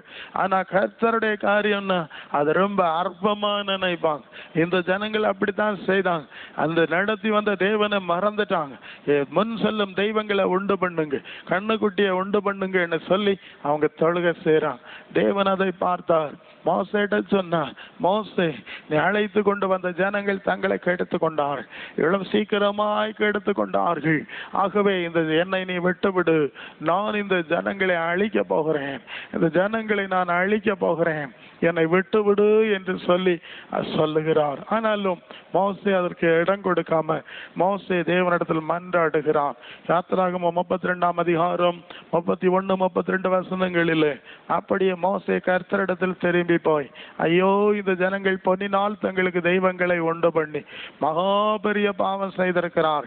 ஆனாலும் தேவரீர் அவர்கள் பாவத்தை மன்னித்தருவீரானால் மன்னித்தருளும், இல்லாவிட்டால் நீர் எழுதின உம்முடைய புஸ்தகத்திலிருந்து என் பெயரை கிறக்கி போடும் என்று சொல்லி அவ்வளவு உத்தரவாதத்தோடு என் உயிரை எடுத்துக்கொள்ளும் என்று சொல்லுகிறான். அந்த அளவுக்கு அவன் ஜெபம் பண்ணுகிறான். தேவனிடத்திலே மன்னிப்பு, இந்த மக்களுக்கு மன்னிப்பு வாங்க அவன் முயற்சி பண்ணுகிறான். அவன், நான் நினைக்கிறேன் இந்த மற்ற ஜனங்கள் எல்லாம் இவங்க என்ன சொல்வாங்க, இந்த தேவன் எகிப்திலிருந்து இந்த ஜனங்களை கொண்டு போய் அந்த வனாந்தரத்துல கொண்டு போய் அழிச்சு போட்டா, ஆண்டவராய் இயேசுவை ஏற்றுக்கொள்ளுன்னு சொல்லி போய் அவர்கள் வனாந்தரத்துல அழிஞ்சு போனாங்க. இப்படி தவறான செய்தி பரப்புவாங்க, தவறான ஒரு கருத்து வந்துடும், நீர் அப்படி செய்யக்கூடாதுன்னு அவன் சொல்றான். அவன் எல்லாம் சொல்லி மன்றாடினாலும் ஆண்டவர் என்ன சொல்றார் பாருங்க. கர்த்தர் மோசேயை நோக்கி 32 அதிகாரம் 33, 34 கர்த்தர் மோசேயை நோக்கி, எனக்கு விரோதமாய் பாவம் செய்தவன் எவனோ அவன் பேரை என் புஸ்தகத்திலிருந்து நான் கறக்குவேன். இப்பொழுது நீ போய் நான் சொன்ன இடத்திற்கு ஜனங்களை அழைத்து கொண்டு போ, என் தூதனானவர் உனக்கு முன் செல்லுவார். ஆகிலும் நான் விசாரிக்கும் நாளில் அவர்களுடைய பாவத்தை அவர்களிடத்தில் நான் விசாரிப்பேன் என்றார். ஹல்லேலூயா. நல்ல கவனிங்க, தேவ பிள்ளைகள் தான், தெரிந்து கொண்டவர்கள் தான், அற்புதங்கள் பெற்று கொண்டவர்கள் தான். ஆனாலும் தப்பு பண்ணுனா, பெரிய தப்பு பண்ணுனா தேவன் சொல்லுகிறார், நான் கண்டிப்பா விசாரிப்பேன். சரி, இப்ப கூட்டிட்டு போன்னு சொன்னார். ஹல்லேலூயா. எனக்கு அன்பான தேவ பிள்ளைகளே, விதைச்ச உடனே நாம அறுக்கல, அதுக்கு ஒரு காலத்தை வைக்கிறார். ஆனா கண்டிப்பா இதை விசாரிப்பார் என்கிற அறிவு தேவ பிள்ளைகளாகிய நமக்கு இருக்க வேண்டும். அல்லேலூயா.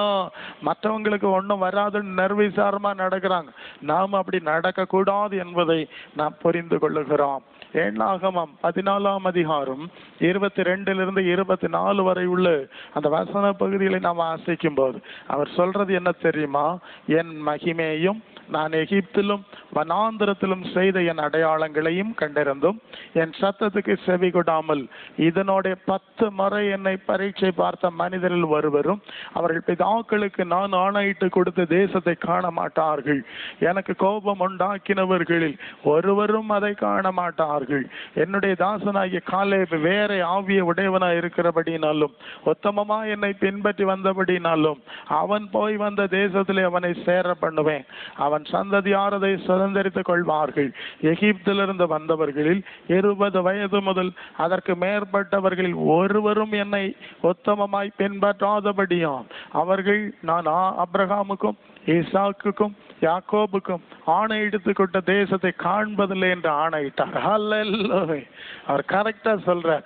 யார் யாரெல்லாம் எகிப்துல இருந்து என்னுடைய அற்புதங்களை பார்த்தாங்களோ, என் வல்லமையை பார்த்தாங்களோ, செங்கடல் நடந்து வந்த காரியங்களை பார்த்தாங்களோ, அவங்க அப்படி இருந்தவர்கள்ல யார் யார் எனக்கு விதவிதமா முறமுறுத்தாங்களோ, இன்னும் பரீட்சை பார்த்திருக்காங்க, 10 முறை பார்த்திருக்காங்க, பல தடவை பார்த்தாங்களோ, அவர்களை ஒருத்தரை நான் இந்த கானான் தேசத்துக்குள்ளே கொண்டு போக அனுமதிக்க மாட்டேன்னு சொல்லிட்டார். பாத்தீங்களா? ஹல்லேலூயா. பார்த்தீங்களா? தேவன் எவ்வளவு பயங்கரமானவர். நீங்க அற்புதம் பெற்றிருந்தா, ஆண்டவர் உங்களுக்கு அதிசயம் செய்திருந்தா, ஆண்டவர் எங்களுக்கு அநேக காரியங்களை செய்தார் என்று நீங்கள் சாட்சி சொல்லக்கூடிய நிலையில இருந்தா ரொம்ப விழிப்பா இருக்கணும், ரொம்ப கவனமா இருக்கணும். அவர் சொல்லுவார், குட்டியை பறிகொடுத்த கரடியை போல நான் வழியில பதிவிருப்பேன்னு சொன்னார். ஒன்னுன்னா மரண கட்டிலிருந்து விடுவித்து உனக்கு எத்தனையோ காரியத்தை செய்து நான் ஒன்னு நடத்திட்டு வந்தோம். நீ எனக்கு பிரியமா இருக்கிறியா, உலகத்துக்கு பிரியமா இருக்க போறியா, பிசாசுக்கு பிரியமா இருக்க போறியா? குட்டியை பறிகொடுத்த கரடியை போல நான் வழியில இருப்பேன் அப்படின்னு ஆவேசமாய் தீர்க்கதரிசியை கொண்டு சொல்லுகிற செய்தி கூட இங்கே உண்டு. ஆகவே நான் விழிப்பாக இருக்க வேண்டும், நான் விழிப்பாக இருக்க வேண்டும். ஒருவரும் காண மாட்டார்கள். அந்த காலேபும் யோசுவாவும் அப்படி இல்லாம அவங்க வேறு விதமாக அவர் கர்த்தருக்கு பிரியமாய் நடந்தபடினாலே அவர்களை 2 பேரையும் போக விடுவேன்னு சொல்றார். என்ன அழகா சொல்றார், ரொம்ப நுட்பமாய் கணக்கு வச்சுதான் சொல்றார். அந்த 2 பேரையும் நாம கணக்கு வச்சிருக்கேன், போக விடுவேன், மற்றவங்களை விட மாட்டேன். அல்லேலூயா. நாம தேவ பிள்ளைகளா அழைக்கப்பட்டிருக்கலாம், தேவ பிள்ளைகளா வளர்ந்திருக்கலாம், விசுவாச அனுபவத்துல ஊழிய அனுபவத்துல வளர்ந்திருக்கலாம். ஆனா எச்சரிக்கையாக இருக்கணும். அவர் நேசிக்கிறவர், நன்மை செய்கிறவர், ஆனா கிரியைகளின்படி பலன் கொடுக்கிறவரும் கூட என்பதை நாம் புரிந்து கொள்ளுகிறோம். எண்ணாகமம் 32ஆம் அதிகாரம் 13வது வசனத்தில் வரும்போது, அப்படியே கர்த்தருடைய கோபம் இஸ்ரவேலின் மேல் மூண்டது, கர்த்தருடைய சமூகத்தில் பொல்லாப்பு செய்து அந்த சந்ததி எல்லாம் நிர்மூலமாக மட்டும் அவர்களை வனாந்தரத்தில் 40 வருஷம் அலைய பண்ணினார். அல்லேலூயா. 40 நாள்ல போக வேண்டிய தூரத்தை 40 வருஷமா சுத்தி சுத்தி நடக்கும்படி செய்து, அந்த ஏற்கனவே சொன்ன மாதிரி 20 வயதுக்கு மேல உள்ளவங்க எல்லாம் இறக்கணும், மரிக்க வேண்டும். அது வரைக்கும் அவர் காத்திருந்து எல்லாரும் மரித்த பிறகுதான் கானானுக்குள்ளே போக விட்டார். அல்லேலூயா. எனக்கு அன்பான தேவ பிள்ளைகளே, மகத்துவமான ஒரு தேவனை நாம் ஆராதிக்கிறோம், மகத்துவமான தேவனுடைய பிள்ளைகளா இருக்க அழைக்கப்பட்டிருக்கிறோம், மகத்துவமான ஒரு ஆசீர்வாதத்தை உன்னதத்திலே தேவன் நமக்காக ஆயத்தம் பண்ணி கொண்டிருக்கிறார். ஆனா அதற்கு முன்பு நாம் எவ்வளவு பயத்தோடு நடுக்கத்தோடு நடந்து கொள்ள வேண்டும் என்பதை நீங்கள் விளங்கி கொள்ள வேண்டும் என்பதற்காக தான் இந்த பகுதிகளை நாம் சிந்தித்துக் கொண்டிருக்கிறோம். ஏதோ பெந்தைக்கோஸ்தே மார்க்கம்னா ஒரு சின்ன ஜெப வீடு வச்சிருக்காங்கன்னா சாதாரண மாதிரிலாம் நீங்க நினைக்க முடியாது. இது தேவனுடைய காரியம். தேவன் இதில் கரசனையாய் இருப்பார். ரோமர் 2ஆம் அதிகாரம் 8வது வசனத்துக்கு வரும்போது, சண்டைக்காரராயிருந்து சத்தியத்துக்கு கீழ்ப்படியாமல் அநியாயத்துக்கு கீழ்ப்படுகிறவர்களுக்கு உக்கிர கோபாக்குன்னு வரும். சண்டை பண்ணிட்டு இருப்பாங்க, மார்க்க பேதம் பேசிட்டு இருப்பாங்க, வாக்குவாதம் பண்ணிட்டு இருப்பாங்க, சத்தியத்தை அறிஞ்சு அதுக்கு கீழ்ப்படிய மாட்டாங்க, அழைத்த ஆண்டவருக்கு பிரியமா நடக்க மாட்டாங்க, அழைக்கிற ஆண்டவருடைய சத்தத்துக்கு செவி கொடுக்க மாட்டாங்க, சத்தியம் இதுதான் தெரிஞ்சாலும் அதுல நடக்க மாட்டாங்க, அக்கிரமத்துக்கு கீழ்ப்படியாம அநியாயத்துல நடப்பாங்க, உலக மார்க்கத்துல நடப்பாங்க, பொய்யில நடப்பாங்க.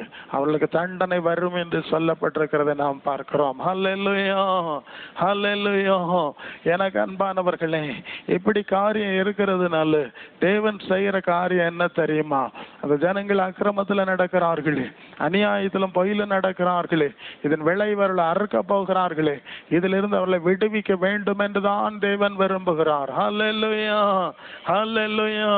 ஒரு பக்கம் அவர் நியாயம் இருக்கிற தேவன், ஒரு பக்கம் பட்சபாதம் இல்லாமல் தண்டிக்கிற தேவன், மறுபக்கம் இந்த தண்டனையில் அவன் சிக்கிக் கொள்ள கூடாது என்பதற்காக எதை வேண்டுமென்றாலும் அவர் செய்ய ஆயத்தமாய் இருந்தார்.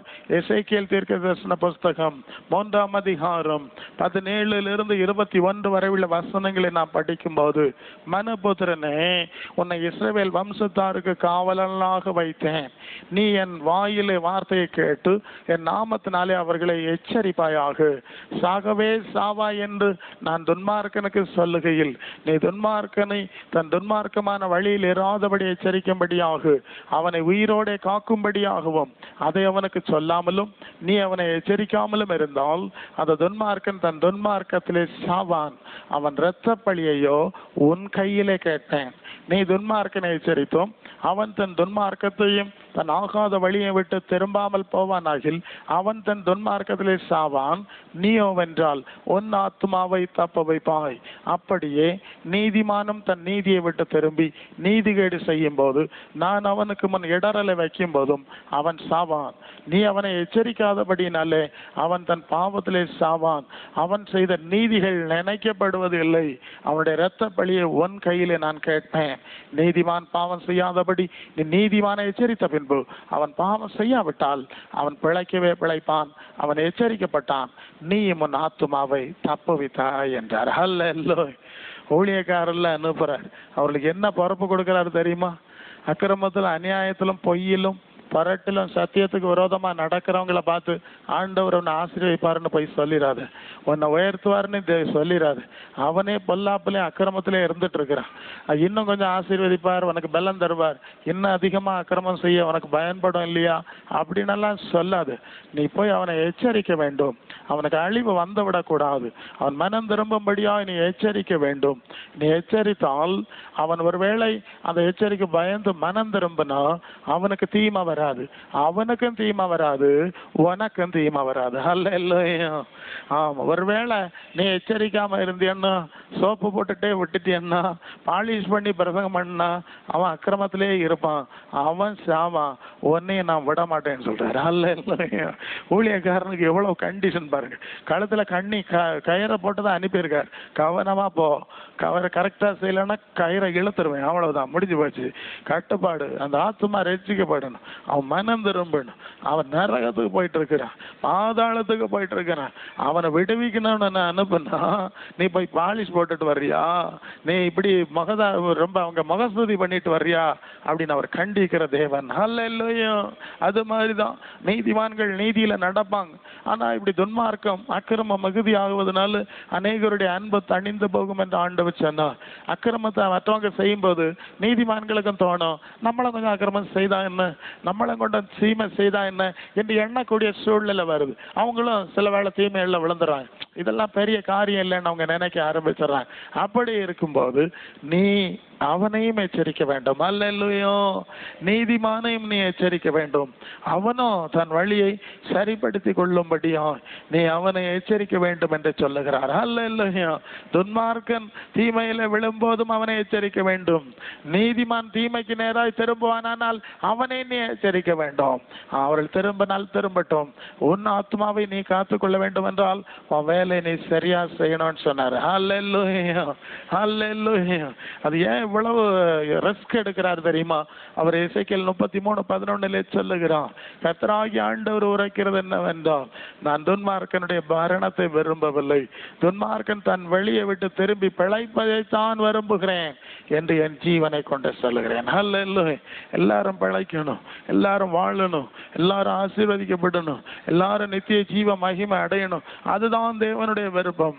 அதற்காக அவர் செயல்படுகிற ஒரு காரியத்தை நாம் பார்க்கிறோம். ஹல்லேலூயா. ஹல்லேலூயா. ஹல்லேலூயா. எனக்கு அன்பான தேவ பிள்ளைகளே, எவ்வளவு நல்ல தேவன், எவ்வளவு நமக்காய் கரிசனம் கொள்ளுகிற தேவன் என்பதை நாம் கவனித்து பார்க்கிறோம். அவரை கவனித்து பார்த்து நாம் அவரோடு நடக்க பிரயாசப்படுகிறோம். ஹல்லேலூயா. ஹல்லேலூயா. ஹல்லேலூயா. இஸ்ரவேலன் ஜனமே என்றும் இடறிட வேண்டாம், யெகோவாவும் தெய்வமானால் ஏதும் பயம் வேண்டாம், யெகோவாவும் தெய்வமானால் ஏதும் பயம் வேண்டாம். ஓங்கும் புயமும் பலத்த கரமும் உன் பக்கமையுண்டு, ஓங்கும் புயமும் பலத்த கரமும் உன் பக்கமையுண்டு, தாங்கும் கிருபை தயவு இரக்கம் தாராளமாய் உண்டு, தாங்கும் கிருபை தயவு இரக்கம் தாராளமாய் உண்டு. இஸ்ரவேலின் ஜனமே என்றும் பதறிட வேண்டாம்,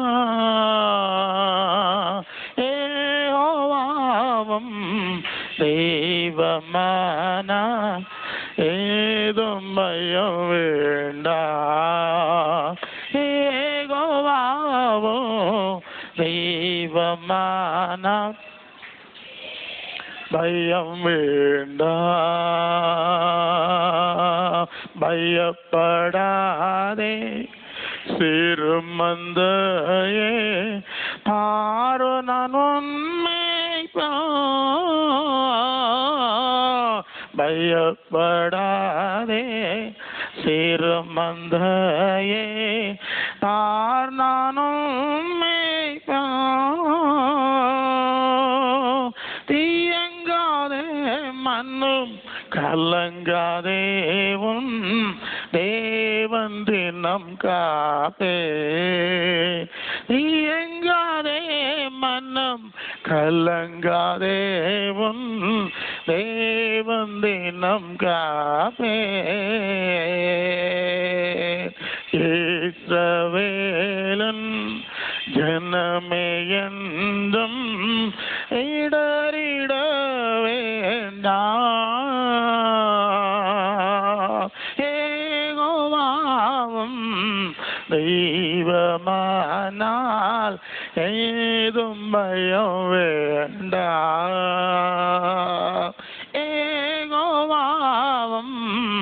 தெய்வமானால் ஏதும் பயம் வேண்டாம். ஹல்லேலூயா, ஹல்லேலூயா. கிரியைக்கு தக்க பலன் கொடுக்கிற தேவன் நாம் தவறும் போது, நாம் இடறும் போது ஊழியக்காரர்களை அனுப்பி எவ்வளவாய் நம்மை சீர்படுத்துறார் பாருங்க. ஹல்லேலூயா. ஆண்டவருடைய சீர்படுதலின் மனநிலை குறித்து இன்னொரு உதாரணத்தை நாம பார்க்க போறோம். தேவன் யோனா என்கிற தீர்க்கதரிசியை அவர் அழைக்கிறார். அவர் அழைத்து அவரிடத்துல அவர் என்ன சொல்லுறார் பாருங்க. யோனா 1ஆம் அதிகாரம் முதல் 2 வசனத்துல அமிதாயின் குமாரனாகி யோனாவுக்கு கர்த்தருடைய வார்த்தை உண்டாகி கர்த்தர் என்ன சொல்றார்? நீ எழுந்து மகாநகரமாகிய நினிவேக்கு போய் அதற்கு விரோதமாய் பிரசங்கம் பண்ணு. அவருடைய அக்கிரமம் என் சமூகத்திலே வந்து எட்டினது என்றார். ஹல்லேலூயா. ஒரு பெரிய பட்டணம் நினிவே நகரம் அந்த காலத்துல அசீரியாவின் தலைநகராக இருந்தது. எல்லா பாவங்களும் அங்க இருந்தது. செழிப்பு இருந்தது, வருமானம் இருந்தது, எல்லா பாவம் இருந்தது. எங்கெல்லாம் நிறைய பணம் இருக்கோ, பலம் இருக்கோ, உலக செழிப்பு இருக்கோ, எல்லா அக்கிரமங்களும் தீமைகளும் அங்கே காணப்படும். அந்த பட்டணத்தின் அக்கிரமம் எல்லாம் பெருகி போயிட்டு தேவனாகிய கர்த்தர் அதை பார்த்தோம். அவர் சொல்லுகிறார், அந்த அக்கிரமம் என் சமூகம் வரைக்கும் வந்தாச்சு. நீ சீக்கிரமாய் போ, அந்த நினிவேக்கு விரோதமாய் பிரசங்கம் பண்ணு, அதற்கு விரோதமாய் பிரசங்கம் பண்ணு, அதுக்கு அக்கிரமத்துக்கு தண்டனை வரப்போகிறது என்று நீ பிரசங்கம் பண்ணு என்று சொல்லி அவரை அனுப்புறதை பார்க்கிறோம். ஆனா யோனா என்ன செய்யறான் தெரியுமா? அவன் நினைக்கிறான், நினிவேக்கு போய் பிரசங்கம் பண்ணுனா ஒருவேளை அந்த ஜனங்கள் மனம் திரும்பிட்டான், அந்த ஜனங்களை தேவன் அழிக்க மாட்டார். அதனால நான் நினிவேக்கு போக மாட்டேன், நான் வேற தர்சீசுக்கு போவேன். தர்சீஸ் என்று சொல்றது ஒரு காலத்துல யூதர்களுடைய பட்டணமாக இருந்திருக்க வேண்டும். அப்போஸ்தலர் 21ஆம் அதிகாரம் 29வது வசனத்துல அதற்கு பவுல், நான் சிலிசியா நாட்டில் உள்ள கீர்த்தி பெற்ற தர்சு பட்டணத்து யூதன் என்று குறிப்பிட்டதுனால அந்த தர்சு பட்டணம் யூதர்கள் வாழுகிற ஒரு சூழ்நிலையில தான் இருந்திருக்கிறது. இவர் யோனா ஒரு யூதனா இருந்தபடியினால அந்த யூத பட்டணத்துக்கு போய் அந்த யூதர்களுக்கு பிரசங்கம் பண்ணி அவங்களுக்கு ஏதாவது ஆசீர்வாதம் உண்டாக்க முடியுமா என்றுதான் அவர் நினைக்கிறார். அல்ல, சொந்த ஜாதிக்காரனை பற்றி தான் கவலைப்படுறார், சொந்த குடும்பக்காரனை பற்றி தான் கவலைப்படுறார். அண்ணன் தம்பி மட்டும் வாழ்ந்தா போதும், தனக்கு பிள்ளைகள் மட்டும் வாழ்ந்தா போதும்னு சிலர் நினைப்பாங்க இல்லையா? அது மாதிரிதான். ஆனா ஆண்டவர் அது செய்யல. அவருக்கு காரியம் வேறு. நீ நினிவேக்கு போனா அவன் 1ஆம் அதிகாரம் 3ஆம் வசனத்துல, அப்பொழுது யோனா கர்த்தருடைய சமூகத்திலிருந்து விலகினான், கர்த்தருடைய சமூகத்திலிருந்து விலகினான், தர்சீசுக்கு ஓடி போகும்படி எழுந்து யோப்பாவுக்கு போய் தர்சீசுக்கு போகிற ஒரு கப்பலை கண்டு டிக்கெட் வாங்கியாச்சு, கூலி கொடுத்து அங்கே கர்த்தருடைய சமூகத்திலிருந்து விளங்கும்படி அவர்களோடு தர்சீசுக்கு போக கப்பல் ஏறியாச்சு. அந்த கதை உங்களுக்கு தெரிஞ்ச விஷயம்தான். கப்பல் ஏறியாச்சு, கப்பல் ஓகே, இது வரைக்கும் எல்லாம் சரிதான், டிக்கெட் வாங்கியாச்சு, கப்பல்ல ஏறியாச்சு, கப்பல் வேற புறப்பட்டாச்சு, சரி இனி எல்லாம் சரிதான் நினைத்து கொண்டிருந்த போது நடுக்கடல்ல போனோன்னு யோனா 1:4 சொல்லுது, கர்த்தர் சமுத்திரத்தின் மேல் பெரும் காற்றை வரவிட்டார், அதனால் கடலிலே கப்பல் உடையும் என்று நினைக்கத்தக்கதாய் பெரிய கொந்தளிப்பு உண்டாயிட்டால். ஆண்டவர் ஒன்ன சொன்னா இதை செய்டான்னு சொன்னா இதுல இருன்னு சொன்னா இவர் வேற பக்கத்துல போறார். அவரை விட இவருக்கு வேற யோசனை, அது அவர் விடுறதில்லை. வாழ்க்கையின் கொந்தளிப்புகள் பலவேளை வருவதற்கு இப்படிப்பட்ட காரியங்கள் காரணமா இருக்க முடியும். ஆண்டவர் சொல்ற காரியத்துல நீங்க நடக்காததுனால, அவருடைய சித்தத்தை அறிந்து நடக்காததுனால, அவருடைய வழிகளில் நடக்காததுனால பலவேளை அவர் சும்மா இருப்பார். சரி உங்க சாமர்த்தியத்துல பாத்துடுங்கன்னு சொல்லிடுவார். உங்களுக்கு தோண மாதிரி போங்கன்னு சொல்லிட்டு, சரி என்னை விட உங்களுக்கு அறிவு இருக்கு நீங்க போங்க, அவர் ஒதுங்கி இருந்துருவான். இப்படி எல்லாம் சூழ்நிலை உண்டு. இங்க பார்த்தா யோனாவிட்ட சொன்ன விஷயம் நேரடியா சொன்னது மாதிரி அவனுக்கு கடல்ல கொந்தளிப்பை உண்டாக்கியாச்சு. நீ எப்படி போய் சேர்றான்னு பார்க்கலாம், நீ எப்படி உன் காரியத்தை சாதிக்க போறான்னு பார்க்கலாம். கர்த்தரே எதிரியா வந்தது மாதிரி ஆச்சு. பெரிய பிரச்சனை. எல்லாம் அந்த கப்பல்ல இருந்தவங்க எல்லாம் அவனவன் தெய்வத்தை நோக்கி கூப்பிடுறான். ஐயோ எப்படி யாருனால இது வந்த தெரியலையே என்று எல்லாரும் பதறுகிறார்கள். இவர் அங்க போய் உறங்கி கிடக்கிறார், தூங்கி அடித்தட்டுல தூக்கம் கிடக்கிறார். இவரை தூக்கிட்டு வர்றாங்க, அவன் சீட்டு போடுறாங்க, இவன் தான் குற்றவாளிங்கிறது மாதிரி அங்க நிரூபணம் ஆகுது. இவன்கிட்ட கேட்கறாங்க, எப்பா நீ எங்க இருந்துடா வர்றா, நீ யாருப்பா, அவன் கதை என்ன சொல்லு. அவன் சொல்றான், நான் வானத்தையும் பூமியும் சமுத்திரத்தையும் உண்டாக்கின தேவனிடத்திலிருந்து வருகிறேன், அந்த தேவனுடைய ஊழியக்காரன். அல்ல இல்லையா, மனசுல ஆயிட்டு, வானத்தையும் சமுத்திரத்தை உண்டாக்கின தெய்வத்திட்ட இருந்து வர்றியா, அப்ப நீ தான் இதுக்கு காரணம். சமுத்திரம் எவ்வளவு முழங்குதுன்னா ஏதோ உங்ககிட்ட தான் சிக்கல் இருக்கு. அவன் வேற ஒன்னும் சொல்லல, ஒரே ஒரு வார்த்தை தான் சொன்னான். ரொம்ப பேசுறதுக்கு விரும்பல. 1:12 யோனாவிலே, அதற்கு அவன், நீங்கள் என்ன எடுத்து சமுத்திரத்துல போட்டு விடுங்கள், அப்பொழுது சமுத்திரம் உங்களுக்கு அமர்ந்திருக்கும். என் நிமித்தம் இந்த பெரிய கொந்தளிப்பு உங்கள் மேல் வந்தது என்பதை நான் அறிந்திருக்கிறேன். அல்லேலூயா.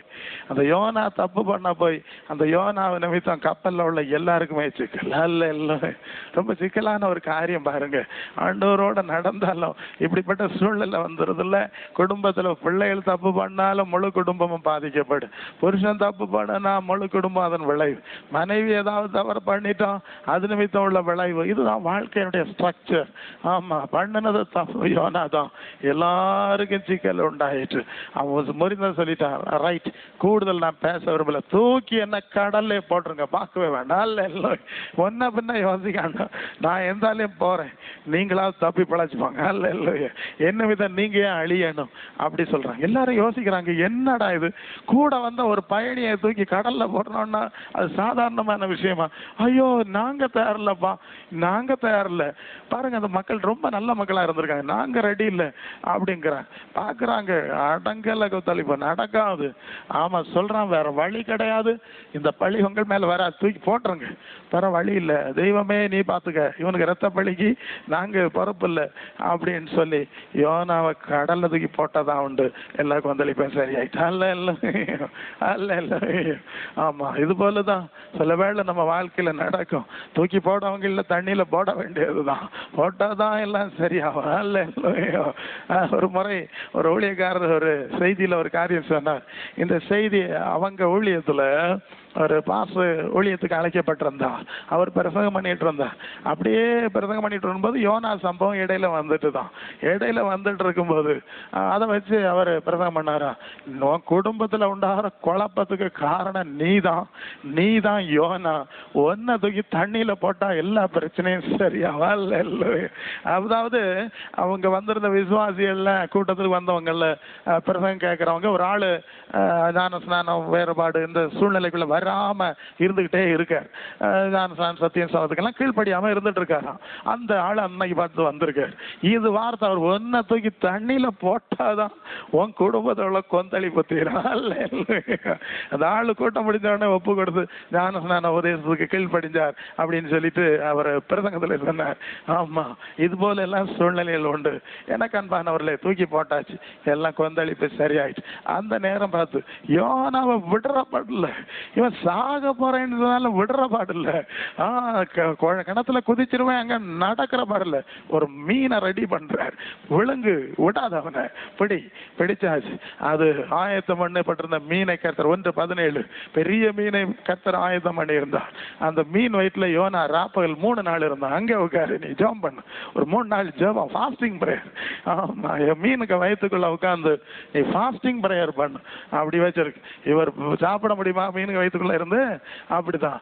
அது எப்படி சுவாசிச்சான்னு தெரியாது. ஒருவேளை அந்த திமிங்கலம் வந்து திமிங்கலமா இருக்கலாம். திமிங்கலத்துக்கு ஒரு கேரக்டர் உண்டு, அது தண்ணியினுடைய மேல் மட்டத்துல கிடக்கும். அது வாயை மேல பறந்துகிட்டே தண்ணிக்கு மேல் மட்டத்துல ரொம்ப நேரம் கிடக்கும். நான் வீடியோஸ்ல அதை பார்த்துருக்கேன். அந்த மாதிரி மீனா இருக்கலாம். ஒரு உள்ள இருந்து ஆகாயம் தெரியும் வெளியே.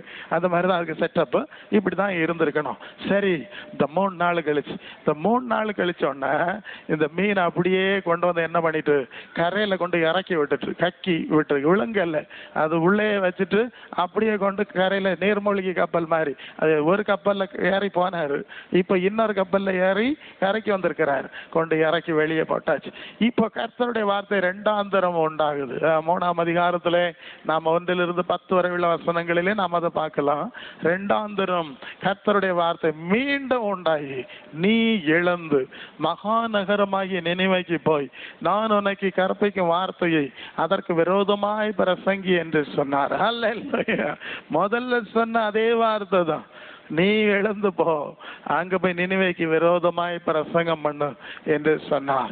யோனா எழுந்தான், கர்த்தருடைய வார்த்தையின்படியே நினிவேக்கு போனான். நினிவே 3 நாள் பிரயாண விஸ்தார பெரிய பட்டணம், அங்க போய் பிரசங்கம் பண்ணான். அல்லேலூயா. அங்க போய் என்ன பிரசங்கம் பண்ணான் பாருங்க.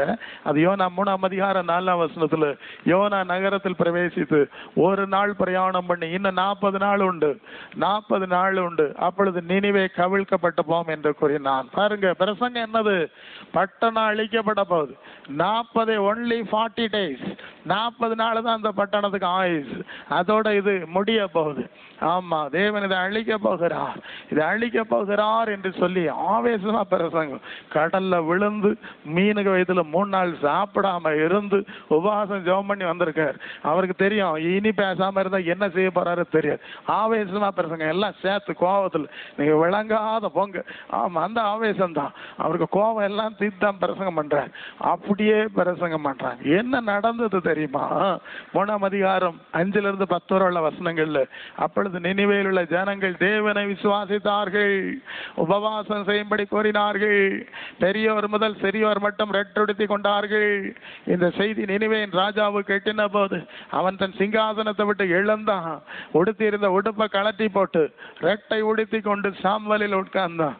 மேலும் ராஜா தானும் தன் பிரதானிகளும் நிர்ணயம் பண்ணின கட்டளையாக நினிவேயில் எங்கும் மனுஷரும் மிருகங்களும் மாடுகளும் ஆடுகளும் ஒன்றும் ருசி பாராதிருக்கவும், மேயாமல் இருக்கவும், தண்ணீர் குடியாமல் இருக்கவும், மனுஷரும் மிருகங்களும் 2 நாள் மூடிக்கொண்டு தேவனை நோக்கி உரத்த சத்தமாய் கூப்பிடவும், அவரவர் தம் தம் பொல்லாத வழிகளையும் தம் தம் கைகளில் உள்ள கொடுமைகளையும் விட்டு திரும்பவும் கடவர்கள். யாருக்கு தெரியும்? நாம் அழிந்து போகாதபடிக்கு ஒருவேளை தேவன் மனஸ்தாபப்பட்டு தம்முடைய உக்கிர கோபத்தை விட்டு திரும்புவார் என்று கூற சொன்னான். பாத்தியெல்லாம் பிரசங்கம் பண்ணாதனால எத்தனை ஜனங்கள் அழிச்சு போறாங்க பாருங்க. சரியா பிரசங்கம் பண்ணா, ஆமா, அங்க ஒரு மனம் திரும்புதல் வர்றதுக்கு வாய்ப்பு உண்டு, பல சந்தர்ப்பங்கள்ல உண்டு. சரியா பிரசங்கம் பண்ணணும், பேச வேண்டியதை பிரசங்கம் பண்ணணும்.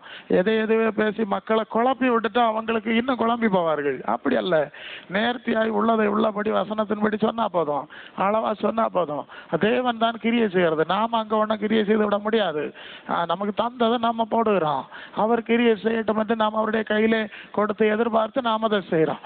ஒரு பெரிய மனம் திரும்புதல் எவ்வளவு தூரம் உண்டாயிட்டுன்னு அந்த வசனத்துல எல்லாம் பார்த்தோம். அவர்கள் தங்கள் பொல்லாத வழிகளை விட்டு திரும்பினார்கள் என்று கர்த்தர் கண்டு, தேவன் அவருடைய கிரியைகளை பார்த்து தாம் அவர்களுக்கு செய்வேன் என்று சொல்லியிருந்த தீங்கை குறித்து மனஸ்தாபப்பட்டு அதை செய்யாதிருந்தார். அல்லேலூயா. எல்லாருக்கும் மனம் திரும்புதல் உண்டாயிற்றுன்னு பார்த்தோன்னா அவருக்கு சந்தோஷம். ஆம், அவர்கள் மனம் திரும்பினார்கள் என்று கண்டு அவர்களை தண்டிக்காமல் விட்டு விட்டார், தண்டனை நிறுத்தி விட்டார். பாருங்க தேவனுடைய செயலை பாருங்க. அந்த பட்டணத்து மக்களை பாதுகாப்பதற்காய் எவ்வளவு ரிஸ்க் எடுத்திருக்காரு. இந்த யோனா கிட்ட சொல்லி கேட்கலன்னா அவனை விடாம அவனை கடல்ல தூக்கி போட்டு கொண்டு வந்து பிரசங்கம் பண்ணடா என்று சொல்லி கட்டுப்படுத்தி இந்த ஜனங்களை அவர் விடுவித்த அற்புதமான ஒரு தேவன். அல்லேலூயா. ஒரு அன்பு, ஒரு பக்கம் அவர் நியாயம் தீர்க்கிற தேவன் தான், கிரியை கேட்ட பலனை கொடுக்கிற நியாயாதிபதி தான். மறுபக்கம் நமக்கா எவ்வளவு பிரயாசப்படுகிறார், எவ்வளவு பரிந்து பேசுகிறார் பாருங்க. அல்லேலூயா. லூக்கா 15ஆம் அதிகாரம் 7ஆம் வசனத்துல, அதுபோல மனம் திரும்ப அவசியம் இல்லாத 99 நீதிமான்களை குறித்து சந்தோஷம் உண்டாகிறதை பார்க்கலாம், மனம் திரும்புகிற ஒரே பாவி நிமித்தம் பரலோகத்துல மிகுந்த சந்தோஷம் இருக்கும் என்று உங்களுக்கு சொல்லுகிறேன். அல்லேலூயா. மனம் திரும்பி இருக்கிறவங்களை பார்த்து உண்டாகிற சந்தோஷத்தை பார்க்கலாம். மனம் திரும்புகிற பாவி நிமித்தம் பரலோகத்துல மிகுந்த சந்தோஷம். அல்லேலூயா. நீதிமான்களுக்காக சந்தோஷப்படுகிற தேவன் நம்ம நினைக்கப்படாது. பாவிகள், மனம் திரும்புகிற பாவிகள் நிமித்தம் அதை விட சந்தோஷப்படுகிற தேவன் இங்க பார்த்தா எவ்வளவு ஆச்சரியமா இருக்கு. அல்லேலூயா. ஒரு பக்கம் கிரியைக்கு பலன் கொடுக்கறதுல கண்டிப்பானவன் அவர் சொல்லியாச்சு, மறுபக்கம் ஐயோ மனம் திரும்புறதுல நான் எவ்வளவு ஆர்வமா இருக்கிறேன் என்று சொல்வதையும் இந்த பகுதியில நாம் பார்க்கிறோம். அல்லேலூயா. இந்த யோனா பிரசங்கியாருக்கு என்ன ஆச்சு பாருங்க. யோனா பிரசங்கியாருக்கு என்ன ஆச்சு? 4ஆம் அதிகாரம் முதல் 2 வசனங்களில் யோனாவுக்கு இது மிகவும் விசனமா இருந்தது. அவன் கடும் கோபம் கொண்டு கர்த்தரை நோக்கி விண்ணப்பம் பண்ணி, கர்த்தாவே, நான் என் தேசத்துல இருக்கும் போதே நான் இதை சொல்லவில்லையா? இது நிமித்தமே நான் முன்னமே தர்சீசுக்கு ஓடி போனேன். நீ இரக்கமும் மன உருக்கமும் நீடிய சாந்தமும் மிகுந்த கருவையும் உள்ளவர், தீங்குக்கு மனசாவப்படுகிறவான தேவன் என்று அறிவேன்னு சொல்லுகிறான். அல்லேலூயா. அப்ப நோவாவுக்கு பிரச்சனை என்னது? அந்த ஜனங்கள் அழியணும், அதுக்கு மீட்பு வரப்படாது, அது போட்டு அது வேண்டாம், நம்ம ஜாதிக்காரனுக்கிட்ட போவோம், அது வேற ஜாதி தானே என்று அவன் நினைத்திருக்க கூடும். பாத்தீங்களா, முதல்ல எனக்கு தெரியும் பிரசங்கி மாதிரி நாங்க ஒழுங்கா பிரசங்கம் பண்ணா ஜனங்கள் மனம் திரும்புவார்கள் என்று எங்களுக்கு தெரியும். அப்படித்தானே அர்த்தம். யோனாவுக்கு தெரிஞ்சிருக்குல்ல, நாங்க சரியா பண்ணா ஜனங்கள் மனம் திரும்புவாங்க, ஜனங்கள் கொல்லப்படுவாங்க, ஜனங்கள் பரலோகத்துக்கு போவாங்க. அப்ப நாங்க அதனாலதான் செய்ய மாட்டேங்கிறோம். அப்படிதான் அர்த்தம் ஆகுது. யோனா அப்படிதான் சொல்றேன். இப்படிப்பட்ட ஆளுகள் இருப்பாங்க. சரியா பிரசங்கம் பண்ணப்பா, நீதியை நியாயத்தையும் கண்டித்து உணர்த்தும்படியா பிரசங்கம் பண்ணப்பா, மனம் திரும்புதலுக்கு ஏற்ற பிரசங்கம் பண்ணப்பா. அதை சொன்னா ஜனங்கள் தாழ்த்துவார்கள், அழுவார்கள், ரெட்டில சாம்பல உட்காருவார்கள், மனம் திரும்புவார்கள், உபவாசம் பண்ணுவார்கள், நான் அவர்களை ஆசீர்வதிப்பேன்னு சொன்னா அநேக பிரசங்கமார் அதை செய்யாம வேற மாதிரியா போய் ஜனங்களுக்கு தீமை, அவர்களுக்கு நன்மை செய்யல, நன்மை செய்யறது மாதிரி செய்து பெரிய கொடுமையை, பெரிய ஆபத்திலே தள்ளிவிட்டு கடந்து போறார்கள் என்பதை இங்கே இந்த யோனா பிரசங்கியாரிலிருந்து இருந்து நாம் கற்றுக்கொள்ள வேண்டியதாக, நினைவு கூற வேண்டியதாக இருக்கிறது. இதனாலதான் நான் வேற இடத்துக்கு ஓடி போனேன் என்று அவன் சொன்னான். அப்போது தேவனாகிய கர்த்தர் அதுக்கு ஒரு பதில் சொன்னார். 11ஆம் வசனத்துல நாம பார்க்கிறோம். என்ன பதில் சொன்னார் தெரியுமா? வலது கைக்கும் இடது கைக்கும் வித்தியாசம் அறியாத 120,000 பேருக்கும் அதிகமான மனுஷரும் அநேக மிருக ஜீவன்களும் இருக்கிற இந்த மகா நகரமாகிய நினிவேக்காக நான் பரிதபியாமல் இருப்பேனோ? அல்லேலூயா. உனக்கு காரியம் அவனை உனக்கு நினைச்சது நடத்தணும். எனக்கு அப்படி இல்லை. நன்மைக்கும் தீமைக்கும் வித்தியாசம் தெரியாத 120,000 பேருமான ஜனங்கள் இதுக்குள்ள இருக்கிறாங்க, மிருக ஜீவன்கள் இருக்கிறது. இதை பற்றி நான் கவலைப்படாம இருப்பேனா, நான் பரிதபிக்காம இருப்பேனா என்று அவர் சொல்லுகிறதை பார்க்கிறோம். அல்லேலூயா. தீங்குக்கு மனஸ்தாபப்படுகிற தேவனாய் நாம் அவரை பார்க்கிறோம். தீங்குக்கு மனஸ்தாபப்படுகிற தேவனாக நாம் அவரை பார்க்கிறோம். அவர் நமக்காய் பரிதபிக்கிற தேவன். அவர் நம்மை விடுவிக்கும்படி நமக்காய் என்ன செய்ய முடியுமோ அதை செய்ய அவர் ஆவலாய் இருக்கிற தேவன். அல்லேலூயா. அல்லேலூயா. ஆகவே நம்முடைய வாழ்க்கையின் சூழ்நிலையில் எப்படி இருந்தாலும் நாம் ஆண்டவரை தைரியமாய் பின்பற்ற முடியும். அவருடைய கரங்களை நாம் பற்றி கொண்டு அவரோடு நடக்க முடியும். இப்படி ஒரு நல்ல தேவனை விட்டு நாம ஏன் ஓடணும்? அல்லேலூயா. அவர் எவ்வளவு கரிசனை உள்ள தேவன். அல்லேலூயா. அல்லேலூயா. சேனைகளின் கர்த்தர் நல்லவரே, சேதமின்றி நம்மை காப்பவரே. சேனைகளின் கர்த்தர் நல்லவரே, சேதமின்றி நம்மை காப்பவரே. சோர்ந்திடும் நேரங்கள் தேற்றிடும் வாக்குகள் சோதனை வென்றிட தந்தருள்வார். சோர்ந்திடும் நேரங்கள் தேற்றிடும் வாக்குகள் சோதனை வென்றிட தந்தருள்வார். எக்காலத்தும் நம்பிடுவோம் திக்கற்ற மக்களின் மறைவிடம் பக்கபலம் பாதுகாப்பும் இக்கட்டில் இயேசுவே அடைக்கலம். பக்கபலம் பாதுகாப்பும். இக்கட்டில் இயேசுவே அடைக்கலம். வெள்ளங்கள் புரண்டு மோதினாலும் உள்ளத்தின் உறுதி அசையாதே. வெள்ளங்கள் புரண்டு மோதினாலும் உள்ளத்தின் உறுதி அசையாதே. 7 மடங்கு நெருப்பு நடுவிலும் இயேசு நம்மோடங்கு நடக்கிறார்.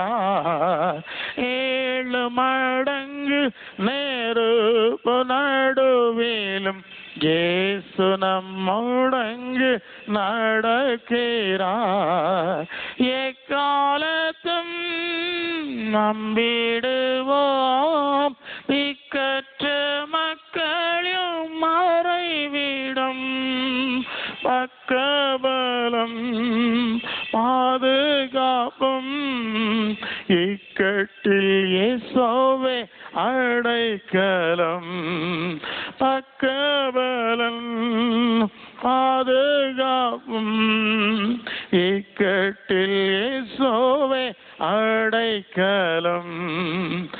ஆழத்தினின்று நாம் கூப்பிடுவோம் ஆத்திரமாய் வந்து தப்புவிப்பார். ஆழத்தினின்று நாம் கூப்பிடுவோம் ஆத்திரமாய் வந்து தப்புவிப்பார். கப்பலின் பின்னணி நீத்திரை செய்திடும் கர்த்தர் நம்மோடுண்டு கவலையேன். கப்பலின் பின்னணி நீத்திரை செய்திடும் கர்த்தர் நம்மோடுண்டு கவலையேன். எக்காலத்தும் நம்பிடுவோம் திக்கற்ற மக்களில் மறைவிடும். பக்கபலம் பாதுகாப்பும். இக்கட்டில் இயேசுவே அடைக்கலம். பக்கபலம் பாதுகாப்பும். இக்கட்டில் இயேசுவே அடைக்கலம். ஹல்லேலூயா, ஹல்லேலூயா, ஹல்லேலூயா. அவர் நமக்காய் பரிதபிக்கிற தேவன் என்பதை நாம் அறியும் போது எவ்வளவு சந்தோஷமா இருக்கு பாருங்க. ஏசாயா தீர்க்கதரிசன புத்தகம் 3ஆம் அதிகாரம் அதன் 10வது வசனத்துக்கு வரும்போது, உங்களுக்கு நன்மை உண்டாகும் என்று நீதிமான்களுக்கு சொல்லுங்கள், அவர்கள் தங்கள் கிரியைகளின் பலனை அனுபவிப்பார்கள். உங்களுக்கு நன்மை உண்டாகும் என்று நீதிமான்களுக்கு சொல்லுங்கள், அவர்கள் தங்கள் கிரியைகளின் பலனை அனுபவிப்பார்கள். அக்கிரமமான கிரியை செய்தா, துன்மார்க்கமான கிரியை செய்தா தேவன் அதற்கேற்ற பலனையும் கொடுப்பார். ஆனால் அதற்கு முன்பு எச்சரிப்பார். அவர்களுக்காக அவர் பரிதபிப்பார். ஊழியக்காரர்களை அனுப்புவார். அவர்கள் தேவ சத்தத்துக்கு கீழ்ப்படிந்த மனம் திரும்பும் போது தீங்குக்கு மனசாபப்பட்டு அவர்களுக்கு தீமையை விட்டு நன்மைதான் செய்வார் என்கிற காரியங்களை பார்த்தோம். இப்போது பார்க்கிறோம், நன்மை உண்டாகும் என்று நீங்கள் நீதிமான்களுக்கு சொல்ல வேண்டும். நீதிமான்கள் நன்மை செய்கிறார், நல்ல காரியங்களை செய்கிறாங்க. ஆனா அவங்க கொஞ்ச நாளில் அவங்களுக்குள்ள ஒரு எண்ணம் தோணுது, இப்படி எல்லாம் நன்மை செய்து நாம என்ன மேன்மையை கண்டோம், என்ன சிறப்பை கண்டோம், இப்படி எல்லாம் செய்யணும்னு என்ன இருக்கு, நாம செய்யாம சும்மா இருந்துட்டா என்ன என்று நீதிமான்களுக்கும் சோர்வுகள் உண்டாகிறது உண்டு. நன்மையான காரியங்களை செய்தாலும் தேவ சித்தமான காரியங்களை செய்தாலும் பல வேளை அதுக்கு சரியான ரெஸ்பான்ஸ் கிடைக்காததுனால, பலனை பார்க்க முடியாதது போன்ற ஒரு நிலை காணப்படுறதுனால அவங்க ரொம்ப சோர்ந்து போகிற சூழ்நிலை உண்டு.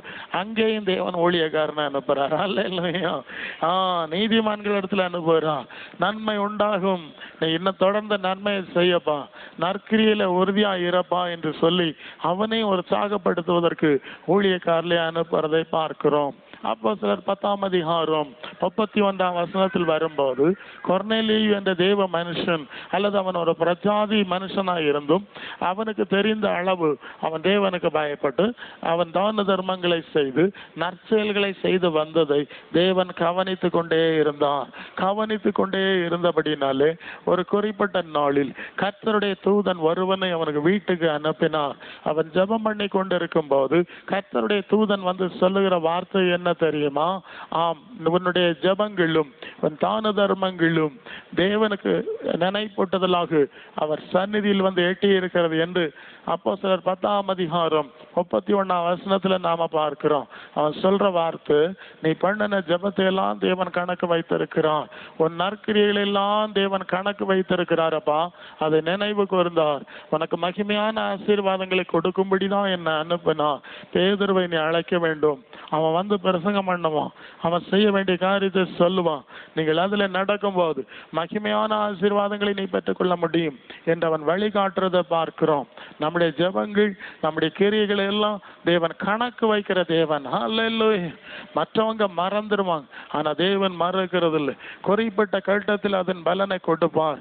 மற்ற சாஸ்திரங்கள்ல இப்படி சொல்றாங்க, தர்மம் தலை காக்கும், தக்க சமயத்தில் உயிர் காக்கும் என்று சொல்லுகிறார். நாம் செய்த நல்ல செயல்கள், நீதியின் செயல்கள், நற்கிரியைகள் வீணாய் போய்விடாது. அது குறித்த காலத்தில் நம்மை வந்து பாதுகாக்கக்கூடியது. நமக்கு ஆபத்தான சூழ்நிலையில் அது நமக்கு உதவக்கூடியது.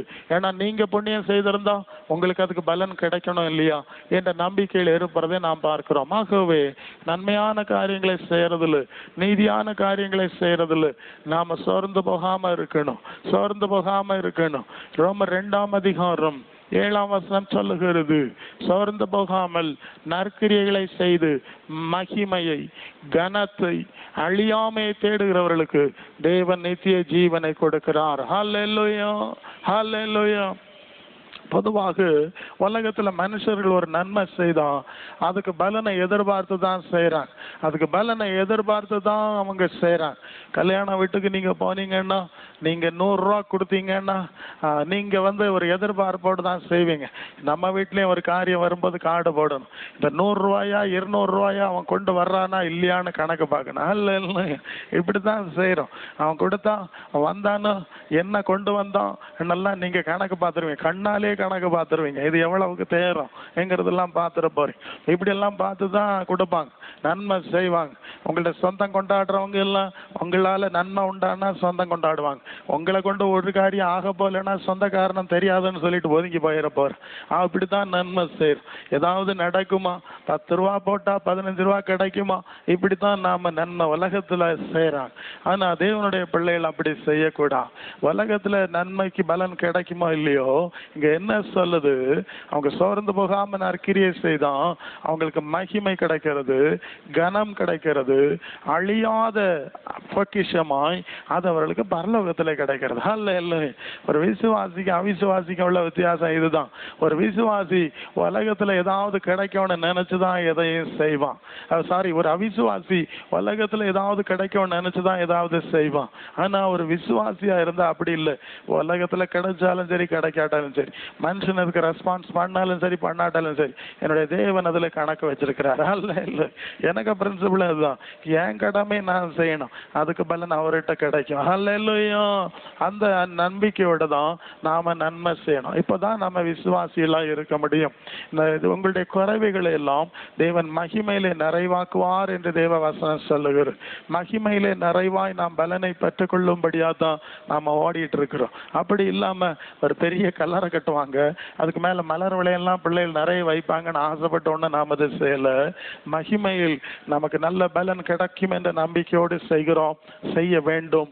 அப்படிப்பட்டவர்களுக்கு மகிமையான காரியங்களை தேவன் கொடுப்பார். வெளிப்படுத்தின விசேஷம் 14:13 வரும்போது, பின்பு பரலோகத்திலிருந்து ஒரு சத்தம் உண்டாக கேட்டேன், அது கர்த்தருக்குள் மரிக்கிறவர்கள் இது முதல் என்றென்றும் பாக்கியவான்கள் என்று எழுது. அவர்கள் தங்கள் பிரயாசங்களை விட்டொழிந்து இளைப்பார்வார்கள், அவருடைய கிரியைகள் அவர்களுடனே கூட போகும். அல்லேலூயா. அவருடைய நற்கிரியைகள், நற்செயல்கள், நீதியின் காரியங்கள் கிரியைகள் எல்லாம் அவர்களோட கூட போகிறது என்று நமக்கு சொல்லப்பட்டிருக்கிறது. அந்த நம்பிக்கையில தான் நாம நன்மை செய்யணும். ஒரு சந்தர்ப்பத்தில் ஒரு குறிப்பிட்ட உறவினர் ஒரு சம்பவத்தை எங்கிடத்துல சொன்னார். அவர் வட இந்தியாவின் பகுதிகள் எல்லாம் ஒர்க் பண்ணினவர். அப்போது நடந்தது என்ன சம்பவத்தை சொன்னார். என்னிடத்துல உதவிக்கு வர்றவங்க யாருன்னு பார்க்காம நான் உதவி செய்வேன். அவர் சொன்ன வார்த்தை, நான் செய்த உதவிக்கு பலனை இந்த மனுஷனை திருப்பி தருவாருன்னு நான் செய்யலை. நான் இங்கே இருக்கிறேன், இனி கொஞ்ச நாளில் ஒரு வேளை சவுத் இந்தியா போயிடுவேன், அதனால நான் அப்படி செய்யல, நான் செய்ய வேண்டிய கடமை என்று நான் அப்படி செய்திருக்கிறேன். பிறகு நான் அங்கே வேலையெல்லாம் முடிச்சுட்டு சவுத் இந்தியா வந்துட்டேன். ரொம்ப வருஷம் ஆச்சு. அதுக்கு ஆன பிறகு எனக்கு சம்பந்தம் இல்லாதவங்க எல்லாம் எனக்கு உதவி செய்தாங்க, எனக்கு நினைச்சிருக்காத காரியங்கள் எல்லாம் கொண்டு கொடுத்தாங்க என்று ஒரு சாட்சியை சொன்னார். ஹல்லேலூயா. ஆமா, ஆக நாம கர்த்தருக்குள்ளா செய்றோம், அது அவர் கணக்கு வைக்கிறார். நமக்கு ஒரு தேவை வரும்போது உடனே அந்த சந்தர்ப்பத்தில் தேவன் யாருக்கு உண்டாவது நமக்கும் செய்கிறார் என்பதை நாம் அறிந்து கொள்கிறோம். ஆகவே நம்முடைய கிரியைக்கு பலன் தேவன் கொடுப்பார் என்ற அறிவோடு செய்யணும். நேற்று தானியேலை பற்றி பார்த்தோம். அவர் ரொம்ப கஷ்டமான சூழ்நிலை சோதனை எல்லாம் கடந்து வந்தான். அவனுக்கு கடைசியாய் சொல்லப்பட்ட வார்த்தை என்ன தெரியுமா? நீ இளைப்பாறை கொண்டிருந்து நாட்களின் முடிவில்லை அவன் சுதந்திர வீதத்துக்கு இழந்திருப்பாய். சுதந்திர வீதம், சுதந்திர வீதம்னா என்னன்னு தெரியுமா? பெற்றோருக்கு கொஞ்சம் போல லேண்டு சொத்து இருந்தா அந்த பிள்ளைகளுக்கு பங்கு போடுவாங்க. இவருக்கு இவ்வளவு வீதம், இவருக்கு வீதம்னு போடுவாங்க. இது மாதிரி பரலோகத்தை பங்கு போட்டு கொடுத்துருக்கு. அல்லேலூயா. பரலோகத்தை பரிசுத்தவான்களுக்கு பங்கு போட்டு கொடுத்திருக்கிறதை நாம் பார்க்கிறோம். ஒரு வீதம், உன்னுடைய சுதந்திர வீதம் பரலோகத்திலே உனக்குள்ள வீதம் அங்கே இருக்கப்பா. அல்லேலூயா. அவன் அப்பன் தராட்டாலும், ஆமா, உனக்கு தர வேண்டியவர்கள் உலகத்துல தராட்டாலும் நீ தேவ பிள்ளையா இருந்தா உனக்குள்ள வீதம் அங்க ரெடியா இருக்கு. அல்லேலூயா. அதை வேற ஒருத்தன் எடுக்க முடியும். ஆமா, வேற ஒருவனுக்கு எடுத்து கொள்ளாதபடி உனக்குள்ளதை பற்றி கொண்டிரு. அல்லேலூயா. நீ கோட்டை விட்டியன்னா அப்புறம் வேற ஒருத்தனுக்கு கொடுக்கணும். ஆமா, நீ கடைசியில உண்மையா இருந்தா உனக்குள்ள வீதம் அங்க உண்டு.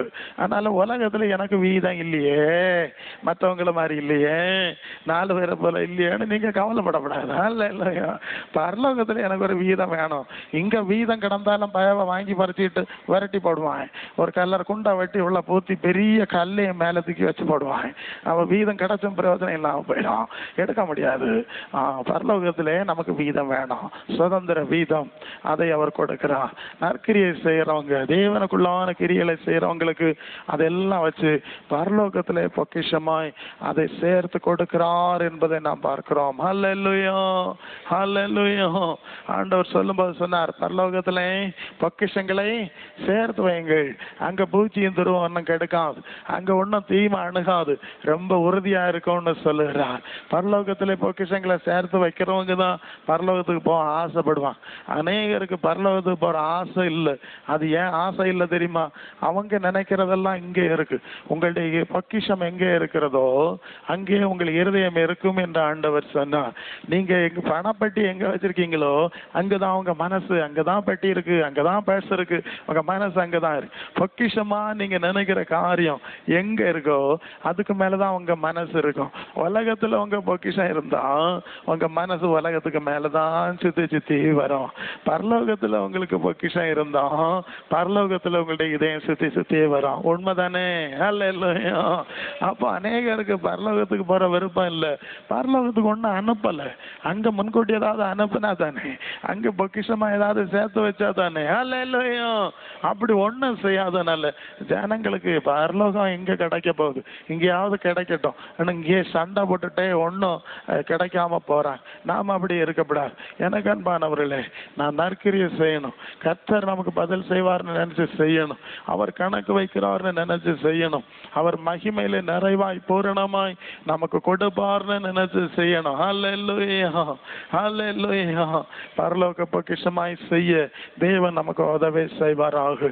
இப்போ கலாத்தியர் 6:4 சொல்லுகிறது, அவன் அவன் தன் தன் சுய கிரியைகளை சோதித்து பார்க்க கடவன். அல்லேலூயா.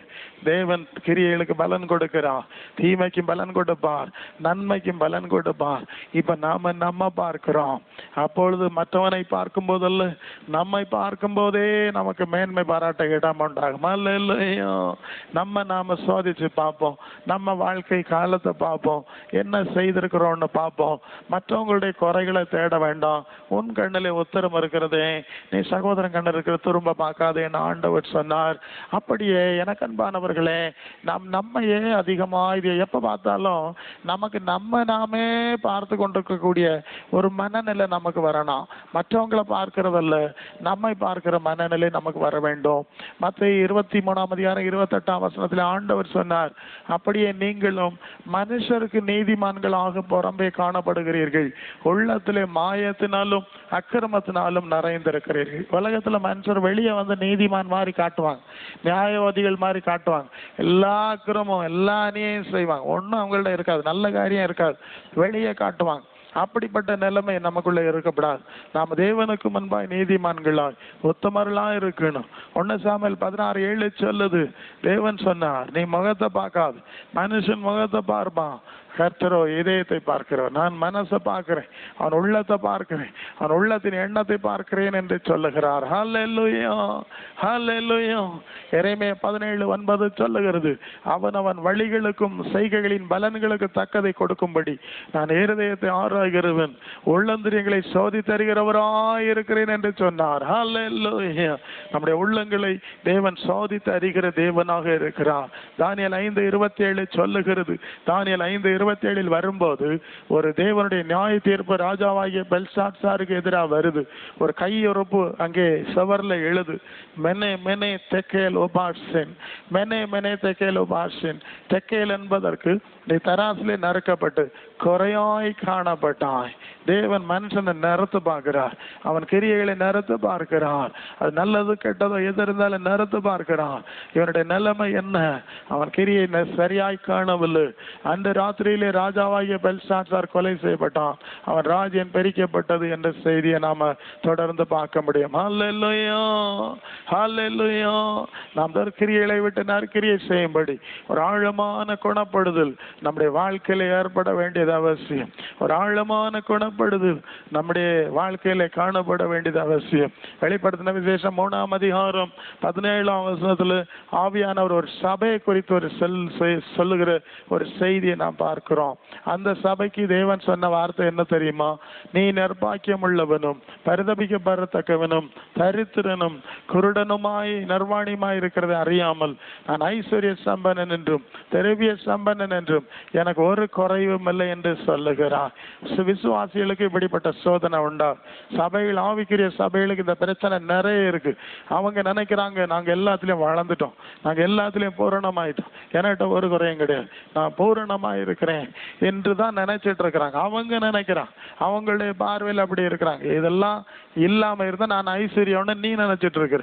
ஆனா தேவனுடைய பார்வையில நீ நிர்பாக்கியம் உள்ளவன், பரிதபிக்கப்படத்தக்கவன். எத்தனை வார்த்தை பாருங்க, தரித்திரன், குருடன், நர்வாணி. ஹல்லேலூயா. திட்டோ திட்டுன்னு திட்டி தீக்கிறாரு. யாரை திட்டி தீக்கிறாரு? தம்முடைய சபையை தான் திட்டுறாரு, தம்முடைய பிள்ளைகளை தான் திட்டுறாரு. ஹல்லேலூயா. ஆமா, ஆவிக்குரிய சபைக்கு நல்ல விசுவாச அனுபவம் இப்படி இருக்கு. ஆமா, ஏதோ இயேசுன்னு சொல்றதா மிச்சம், கிரியையில ஒண்ணும் கிடையாது. ஆமா, ஒரு படம் தான் காட்டுறாங்க, வெளியே ஒரு படம் தான் காட்டுறாங்க, உள்ள ஆழத்துல இறங்கினா ஒண்ணும் கிடையாது. அவிசுவாசிகளும் கெட்டவர்கள்னு சொல்லக்கூடிய மாதிரி தான் விசுவாச கொழுத்து இந்த நாட்கள்ல பாக்குறோம். அப்படிப்பட்ட அனுபவத்துல நாம இருக்க முடியும். நம்முடைய கிரியைகளை நான் சீர்தூக்கி பார்த்து தெரிந்த வேண்டிய விஷயத்துல நாம் தெரிந்துதான் ஆகணும். நமக்கு பாவம் இல்லைன்னு நம்ம சொல்றத ஆண்டவர் விரும்புறது இல்லைன்னு கடந்த நாள்ல பார்த்தோம். ஆவிக்குரிய ஜீவியத்துல அப்படிதான் நாம் அன்னைத்து நம்முடைய குறைகளை அறிக்கையிட்டு நாம் வளரும்படி பிரயாசப்படுங்க. ஏதோ பைபிளை படிச்சுட்டு 2 பாட்டு பாடி 2 ஜோம் பண்ணிட்டோன்னா ஒன்றும் பரலோகத்தின் பூரணத்துக்குள்ள ஒன்றும் போகல. எவ்வளவோ ஆவிக்குரிய ஆன்மீக அனுபவம் இருக்கு. சின்ன சின்ன கொஞ்சம் கொஞ்சம் விஷயங்களை தான் இப்ப சுட்டி காட்ட முடியுது. அந்த ஒரு உணர்வு நமக்கு வேணும். நான் இன்னும் எவ்வளவு ஆக வேண்டிய இருக்கு என்கிற உணர்வு நமக்கு வேண்டியது அவசியம். ஹல்லேலூயா. எபேசு சபையை பார்த்து சொன்னார், வெளிப்படுத்தல் 2:2-4 வரை சொல்லும்போது இப்படி சொன்னார், உன் கிரியைகளை அறிந்திருக்கிறேன், உன் பிரயாசத்தை, உன் பொறுமை, நீ பொல்லாதவர்களை சகிக்க கூடாமல் இருக்கிறது, அப்போஸ்தலர் அல்லாதவர்கள் தங்களை அப்போஸ்தலர் என்று சொல்லுகிறது நீ சோதித்தாய், அவர்களை பொய்யர் என்று கண்டாய், ஆனாலும் நீ சகித்துக் கொண்டிருக்கிறாய், பொறுமையாயிருக்கிறாய், என் நாமத்து நிமித்தம் இளைப்படையாமல் பிரயாசப்பட்டு கொண்டிருக்கிறதை நான் அறிந்திருக்கிறேன். ஹல்லேலூயா. அப்ப 2 பக்கத்தையும் உள்ளதை ஆசிட்டிஸ் உள்ளதான் சொல்றார். ஒரு சபைக்கு அப்படி சொன்னார், இந்த சபைக்கு சொல்றார் நீ கிரியை செய்கிறாய், நீ பொறுமையா இருக்கிறார். எத்தனை வார்த்தை சொல்லியிருக்கார். ஒவ்வொரு வார்த்தையும் விளக்கிட்டு போனா இந்த நேரம் போய் கொண்டே இருக்கும். எல்லாம் அப்போஸ்தலர்னு சொல்லிட்டு நாடகம் ஆடுறதெல்லாம் அவனுக்கு தெரியுது, எல்லாம் பார்த்து புரிஞ்சுதான் வச்சிருக்கிறாய்ன்னு சொல்றாரு. அல்லேலூயா. தேவ வசனத்திலே நீ நிற்கிறாய், கவனமாய் போகிறாய், இளைப்படையாமல் பிரயாசம். பலத்துக்கு மிஞ்சி சிலர் கொஞ்சம் பலன் இருந்தும் நீ பிரயாசப்பட்டதை அறிந்திருக்கிறேன்னு இன்னொரு சபைக்கு சொன்னார். அப்படி எல்லாம் பிரயாசப்படுறவங்க இருந்திருக்காங்க, இப்போதும் இருப்பாங்க. அல்லேலூயா. இதெல்லாம் சொல்லிட்டு பின்ன ஒண்ணு சொல்லுறார், ஆனாலும் நீ ஆதியிலே கொண்டிருந்த அன்பை விட்டாய் என்று உன் பேரில் எனக்கு குறை உண்டு. எல்லாம் சொன்னாலும் இப்ப கொஞ்சம் குழந்து போனேன், ஆரம்பத்தில் இருந்த மாதிரி இல்லை, நீ குழந்து போனாய், ஆதியில் இருந்த அன்பு இல்லை அப்படின்னு சொல்லுகிறார். உள்ளது சொல்லுகிறார், எல்லாம் செய்யறாய், அவ்வளவு உற்சாகம் குறைவா இருக்கு, இது போதாதே, இன்னும் அதிகம் உற்சாகமா நீ செய்திருக்கணுமே அப்படின்னு பின்ன விரட்டுவார். அல்லேலூயா. ஒரு அளவு குறை இருந்தாலும் விடுற பாடில்ல. என் பிள்ளைகள்லாம் குறை இல்லாம இருக்கணும், பூரணர்களா இருக்கணும், நிறைவா இருக்கணும். ஆமா, ஆவியானவர் சபையில பேசும்போது அப்படிதான் பேசுவார். சும்மா அங்க இருக்கவையெல்லாம் பொக்கி பேச மாட்டார். ஒருத்தி வலது கையில இருக்கிறாய், ஒருத்தி தேவனுடைய இடது கையில இருக்கிறாய், ஒருத்தி தேவனுடைய தலையில இருக்கிறாய், அப்படியெல்லாம் ஆவியானவர் பேச மாட்டார். அல்லேலூயா. எல்லாம் செய்து பத்தியெல்லாம் எல்லாத்துலயும் யோக்கியமா இருக்கிறது மாதிரி சொல்லிட்டு, ஆனாலும் அவன்கிட்ட குறையெல்லாம் இருக்கு, நீ ரொம்ப பெருமை அடிச்சிடாத, அல்லேலூயா, நீ ரொம்ப உயர்த்திடாத, அல்லேலூயா, பின்னும் தட்டுறாரு. அந்த காலத்தை மாதிரி ஒன்றும் இல்லை, கொஞ்சம் குழந்தை போச்சு பார்த்தலாம். அந்த தேவன் அப்படிதான் பேசுவார், ஆவியானவர் சபையில் அப்படிதான் பேசுவார். அதுதான் ஆவியானவர் பேசுது. அல்லேலூயா. மற்றதெல்லாம் வேற பேச்சு, இப்ப நாம அதை சிந்திச்சா நேரம் போயிடும். அல்லேலூயா. அல்லேலூயா.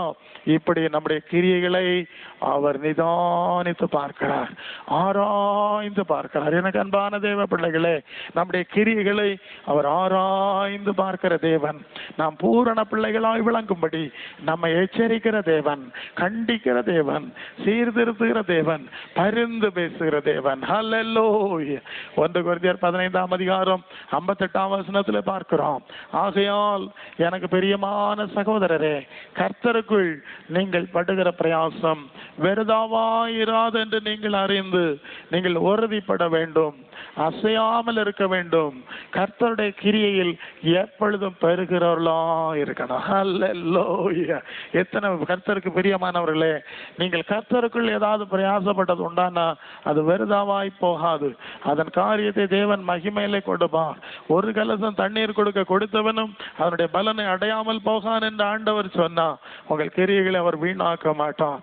நீங்கள் உறுதியா இருக்கலாம், மற்றவங்க என்ன நினைக்கிறாங்களோங்கிறத குறித்து கவலைப்படாம நீங்கள் உறுதியாக இருக்க முடியும். நான் 2 பேரும் 3 பேரா இருக்கிறேன்னு கவலைப்படாம நீங்க உறுதியா இருக்க முடியும், நீங்க அசையாம இருக்க முடியும். கர்த்தருக்கேற்ற கிரியைகளிலே பெருகி கொண்டே இருக்க முடியும் இல்லையா? உங்களுக்கு கொடுக்கப்பட்ட பலனின் அளவுக்கு, கிரியைகளின் அளவுக்கு, செயலின் அளவுக்கு இன்னும் நீங்கள் செயல்பட்டு கொண்டே இருக்க வேண்டும். உனக்கு கொஞ்சம் பலன் இருந்தும் என்னுடைய நாமத்தை மறதலியாமல் இருந்ததை நான் அறிந்திருக்கிறேன் ஒரு சபைக்கு சொன்னார். கொஞ்சம் பெரிய பலன் இருந்தவங்க எல்லாம் போயிட்டாங்க, கொஞ்சம் பலன் இருந்தவங்க நின்று இருக்காங்க. கொஞ்சம் பலத்துக்கு மிஞ்சிய காரியங்களை செய்கிறவங்க உண்டு. ஆமா, கொஞ்சம் கொடுத்திருப்பார், ஆனா நிறைய பிரயாசப்படுவார். அப்படிப்பட்ட வரிசையில நாம இருக்கணும். பட்சபாதம் இல்லாமல் அவனவன் கிரியைக்கு தக்கதாய் பலன் அளிக்கிற தேவன். ஹல்லேலூயா. நன்மையோ தீமையோ சரியாய் பலன் கொடுக்கிற தேவன். இக்காலத்து பாடுகள் இனி வெளிப்பட போகும் மகிமைக்கு சற்றும் ஒப்பிடத்தக்கவைகள் அல்லவென்று எண்ணுகிறேன் என்று பவுல் சொன்னார். தேவனுக்குள்ளாய் படுகிற பிரயாசத்தின் பலன் பல மடங்காய் ஆசீர்வாதமாய் கொடுக்கப்பட போகிறது. பாடுகளை விட அதிகமாய் பலன் கிடைக்கிறது என்று பவுல் அந்த வார்த்தையை சொல்லுகிறார். ஹல்லேலூயா. ஹல்லேலூயா. ஆகவே நம்முடைய கடந்த காலங்களை நினைப்போம். கடந்த காலத்திலே ஆரம்பத்திலே ஆதியிலே கொண்டிருந்த அன்பை விட்டா என்ன சொன்னார்? ஆதியில இதை விட அன்பு செலுத்தணுமா, இதை விட வைரோக்கியமா இருந்தோமா, இப்ப பின்வாங்கிட்டோமா, உலகத்தை பார்த்தோமா, மகிமையை பார்க்க முடியாம மயங்கி விட்டோமா, நம் குறைகளை அறிக்கை பண்ணுவோமா? எல்லாரும் தலைகளை தாழ்த்துவோம், கர்த்தருடைய சமூகத்திலே தலைகளை தாழ்த்துவோம். ஹல்லேலூயா. ஹல்லேலூயா. கர்த்தருடைய கிரியையில நாம் தொடர்ந்து பெருகும்படியும், நாம் வளரும்படியும், பலத்தின் மேல் பலன் அடையும்படியும் தேவன் நம்மை அழைத்தான். நமக்கு கொஞ்சம் பலனை தந்தான். அந்த பலனை எவ்வளவு பயன்படுத்தி இருக்கிறோம் என்பது நாம சிந்திச்சு பார்க்கணும். உலகம் உங்களுக்கு சர்டிபிகேட் கொடுக்க போறது இல்லை, அந்த சர்டிபிகேட் நமக்கு தேவையில்லை. நம்மை கவனித்து கொண்டிருக்கிற தேவன். உனக்கு நான் எவ்வளவு தந்தேன், உனக்கு நான் எவ்வளவு செய்தேன், நீ எவ்வளவு செய்கிறாய், அது எவனிடத்தில் அதிகம் கொடுக்கப்படுகிறதோ அதிகம் கேட்கப்படும். நீங்கள் விசுவாசிகள் என்று சொல்லிக்கொண்டு அவிசுவாசிகளை போல இருக்க முடியாது. விசுவாசிகள் என்று அழைக்கப்பட்டு கொண்டு அவிசுவாசிகளை விட கெட்டவர்களாக இருக்க முடியும். உங்களுக்கு கொடுத்த ஆவிக்குரிய அறிவுகளை நீங்கள் புறக்கணித்து விட்டு, பரலோகத்துக்குரிய மகிமைக்குரிய நம்பிக்கைகளை நீங்கள் புறக்கணித்து விட்டு உலகத்துக்குரியவர்களாய் நீங்கள் வாழ முடியாது. உலகத்துக்குரியவர்களாய் நீங்கள் வாழ முடியாது. தேவனுக்காய் பிரித்தெடுக்கப்பட்டவர்கள் தேவ சித்தம் செய்துதான் ஆக வேண்டும். தேவ சித்தம் செய்து மகிமை அடைந்துதான் ஆக வேண்டும். அவர் நிர்பந்திக்கிறார், அவர் ஊழியக்காரர்களை அனுப்புகிறார், அவர் உங்கள் உள்ளங்களிலே பேசுகிறார். நீ உலகத்துக்குரிய காரியத்தினாலே மயங்கி கொண்டிருக்கிறான், நீ உலகத்துக்குரிய காரியங்களை நினைத்து நீ துவண்டு கொண்டிருக்கிறான். தேவன் உன்னை அழைத்த அழைப்பை உன்னால் புரிந்து கொள்ள முடியவில்லை. தேவன் உன்னை குறித்து வைத்திருக்கிற காரியங்களை பார்க்க முடியாத பிரகாசம் இல்லாத கண்களாய் காணப்படுது. அந்த நிலையெல்லாம் மாறணும். ஹல்லேலூயா. சீக்கிரமாய் மகிமை வைக்கப்பட்டிருக்கிறது. சீக்கிரமாய் மகிமை நமக்கு முன்பாய் வைக்கப்பட்டிருக்கிறது. ஹல்லேலூயா. எல்லாரும் ஒப்பு கொடுப்போமாக. நான் உலகத்துக்காய் வாழ போறேன்னா, கல்லறைக்காய் வாழ போறேன்னா, மலர் வளையத்துக்காய் வாழ போறேன்னா, அழிவுக்குரிய உலகத்தின் புகழுக்காக போலித்தனமான பெருமைகளுக்காய் நான் வாழ போறேனா, நித்திய கன மகிமைக்காய் நான் வாழ போகிறேனா, எனக்கு வைத்திருக்கிற பங்கை பூரணமாய் நான் சுதந்திரித்துக் கொள்ளும்படியாய் நான் வாழ போகிறேனா, முடிவு பரியந்த உண்மை உள்ளவனாய் இருக்க நான் பிரயாசப்பட போகிறேனா, கர்த்தருக்குள் நான் இன்னும் அதிகமாய் பிரயாசப்படும்படி நான் ஒப்படைக்க போகிறேனா, நான் என்ன செய்ய போகிறேன், எனக்கு முன்பாய் இருக்கிற காலங்கள் என்ன, இன்னும் எத்தனை காலங்கள் தான் எனக்கு முன்பாய் இருக்கிறது, எத்தனை நாட்கள் நான் இந்த உலகத்தில் இருக்க முடியும், நான் இன்னும் என்ன செய்து விட முடியும். நாம் ஆழமாய் சிந்தித்துதான் ஆக வேண்டும். ஒரு வெதுவெதுப்பான வாழ்க்கை நடத்த முடியாது, ஒரு குளிரான வாழ்க்கை நாம் நடத்த முடியாது, ஒரு மாய்மாலமான வாழ்க்கை நாம் நடத்த முடியாது, ஒரு பொறுப்பில்லாத வாழ்க்கை நாம் நடத்த முடியாது, ஒரு போலித்தனமான வாழ்க்கை நாம் நடத்த முடியாது. ஹல்லேலூயா, ஹல்லேலூயா. அவர் அதிகமாய் கிருபை அளிக்கிறார் என்று யாக்கோபு சொல்லுகிறார். அவர் அதிகமாய் கிருபை அளிக்கிறார் என்று யாக்கோபு மூலம் ஆவியானவர் நம்மோடு பேசுகிறார். ஹல்லேலூயா. நாம் அந்த கிருபைக்கு என்ன காத்திருக்கணும், அந்த கிருபைக்கு காத்திருக்கணும், அந்த மகத்துவங்களுக்கு பெற்றுக்கொள்ள காத்திருக்கணும், அந்த மகிமையை பார்க்கும்படியாய் நாம் காத்திருக்கணும். ஹல்லேலூயா. வேற எந்த காரியமும் நமக்கு முக்கியமா இருக்க முடியும். நீங்கள் முக்கியமானது என்று நினைக்கிற காரியங்கள் எதுவும் உங்களுக்கு முக்கியமா இருக்க போவதில்லை, உங்களுக்கு பயன்பட போவதில்லை, உங்கள் பின்னால் வர போவதில்லை. அது நிமித்தம் நீங்கள் வெட்கப்பட வேண்டிய நாட்கள் வரும். ஹல்லேலூயா. காலத்தை பிரயோஜனப்படுத்திக் கொள்வோமாக. நாட்கள் பொல்லாதவைகள் ஆனதுனால் காலத்தை பிரயோஜனப்படுத்திக் கொள்ளும்படி ஆண்டவர் நம்மோடு பேசுகிறார். நாட்கள் பொல்லாததாக இருக்கு, நாளைக்கு நம்முடைய கையில இல்லை. எப்ப என்ன நடக்கும் நமக்கு தெரியாது. என்ன செய்யணுமோ இன்னைக்கு நீங்க செய்யணும், இன்றைக்கே நீங்கள் ஆரம்பித்து தான் ஆக வேண்டும். வேற எந்த காரியத்தை காட்டிலும் நம்முடைய நித்தியத்தை குறித்த காரியம் மிகவும் முக்கியமானது. ஹல்லேலூயா, ஹல்லேலூயா. அவர் அதிகமான கிருபை அளிக்கிறார். அவர் கிருபை அளிக்கிறது ஒன்றும் குறை வைக்கவில்லை, அவர் அதில் தாமதம் பண்ணவில்லை. நாம் தான் சரியாக பயன்படுத்தல, நாம் தான் சரியாக அதை காத்து பெற்றுக் கொள்ளவில்லை. ஹல்லேலூயா. தேவன் நமக்கு உதவி செய்வாராக, தேவன் நமக்கு உதவி செய்வாராக, தேவன் இன்னும் தொடர்ந்து நடத்துவாராக. தேவன் நம்முடைய சரியான வழியில், நலமான வழியில் என்னை நடத்தும் என்று நாம் சொல்வோமாக. அவர் நம்மை நடத்துவாராக, அவர் முடிவு பரியந்த நம்மை நடத்துவாராக. ஹல்லேலூயா, ஹல்லேலூயா. காத்திருந்து பலம் பெற்றிடுவோம், கர்த்தரின் அற்புதம் கண்டிடுவோம். காத்திருந்து பலம் பெற்றிடுவோம், கர்த்தரின் அற்புதம் கண்டிடுவோம். ஜீவனானாலும் மரணமானாலும் நம் தேவனில் நன்பில் நிலைத்திருப்போம். ஜீவனானாலும் மரணமானாலும் நம் தேவனின் அன்பில் நிலைத்திருப்போம். எக்காலத்தும் நம்பிடுவோம், திக்கற்ற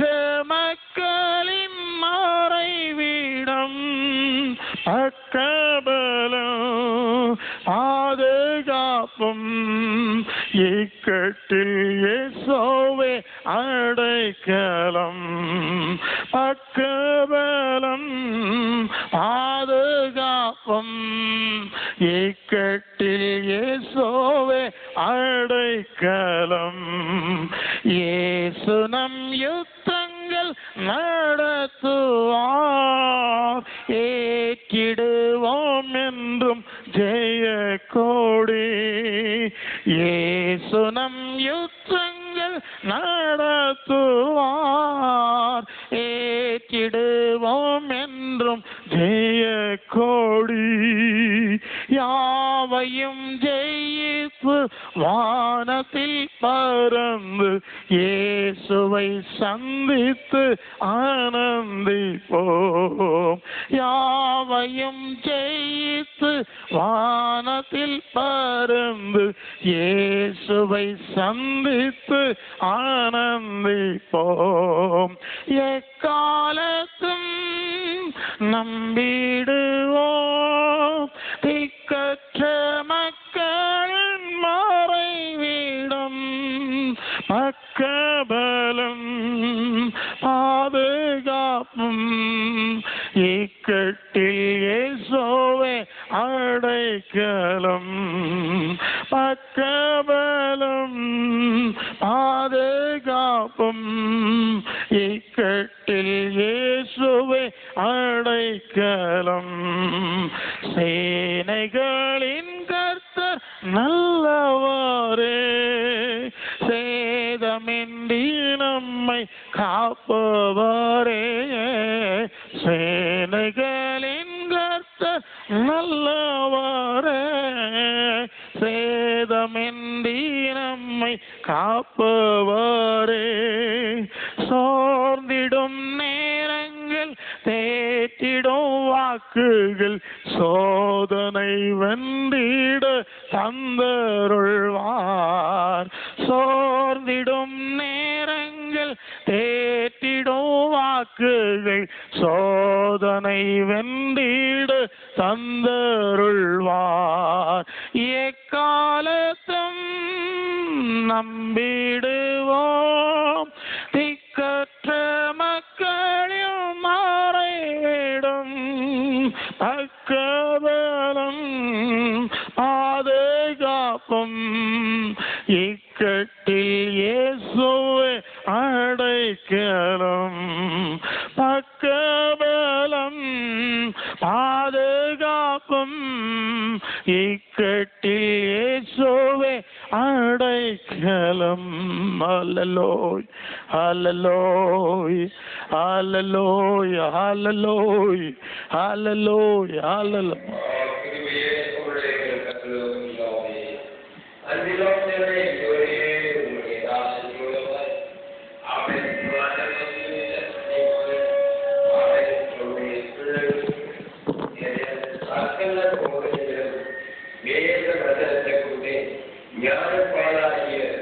அந்த கலங்கமில்லாத காலை கொண்டு நேர விளங்கி கொண்டிருந்தே ஆய்வாய் ஸ்தோத்திரம் அப்பா உண்மையிலே கொஞ்சம் நீதியாய் நாங்கள் காணப்பட்டாலும் ஏதும் அதிகமாய் சாப்பிடுகிறது கொஞ்சம் தவிடத்தான் செய்யும் அது எப்படி இல்லாதபடி ஆண்டவே இவ்வளோயிலே மகத்துவம் இருக்கிறது நாங்கள் தனிமை புரிந்து கொண்டு என்னுடைய வழியில் இயற்கைக்கு எதுவாக நாங்கள் ஆயத்தப்படவும் ஒரு கருத்தாய்த்து உலகிவதாய் கடந்து கொண்டு உங்களுடைய பிள்ளைகளை யாவரையும் அவை பலப்படுத்தும் இந்த தெய்வீக தரிசன நோக்கத்தை அவர்களுடைய இயக்கத்தை பதிய முடியும் சிறு குழந்தைகளுக்காய் ஸ்தோத்திரம் பெரியவர்களுக்காய் ஸ்தோத்திரம் தேசத்துக்காய் தேசத்தின் முடிகளுக்காய் ஸ்தோத்திரம் இந்த ஊழியத்தை செய்த அன்பு பாஸ்தவர்களுக்காக ஸ்தோத்திரம் அவை எல்லாரையும் கயவதை ஒப்படைக்கிறோம் சாயங்கால உள்ள கூட்டத்தை அவங்களுக்கு கருத்தை தருகிறோம் கேள்வியாயும் ஏற்ற நாங்கள் காரியங்களை ஆரம்பிக்க உங்களுடைய பிரசவங்கள் சகல துதியும் கனவும் மகிமையும் உங்களுக்கே செலுத்துகிறோம் இயேசு கிறிஸ்துவ பெரிய நாமத்தில் பிதாவே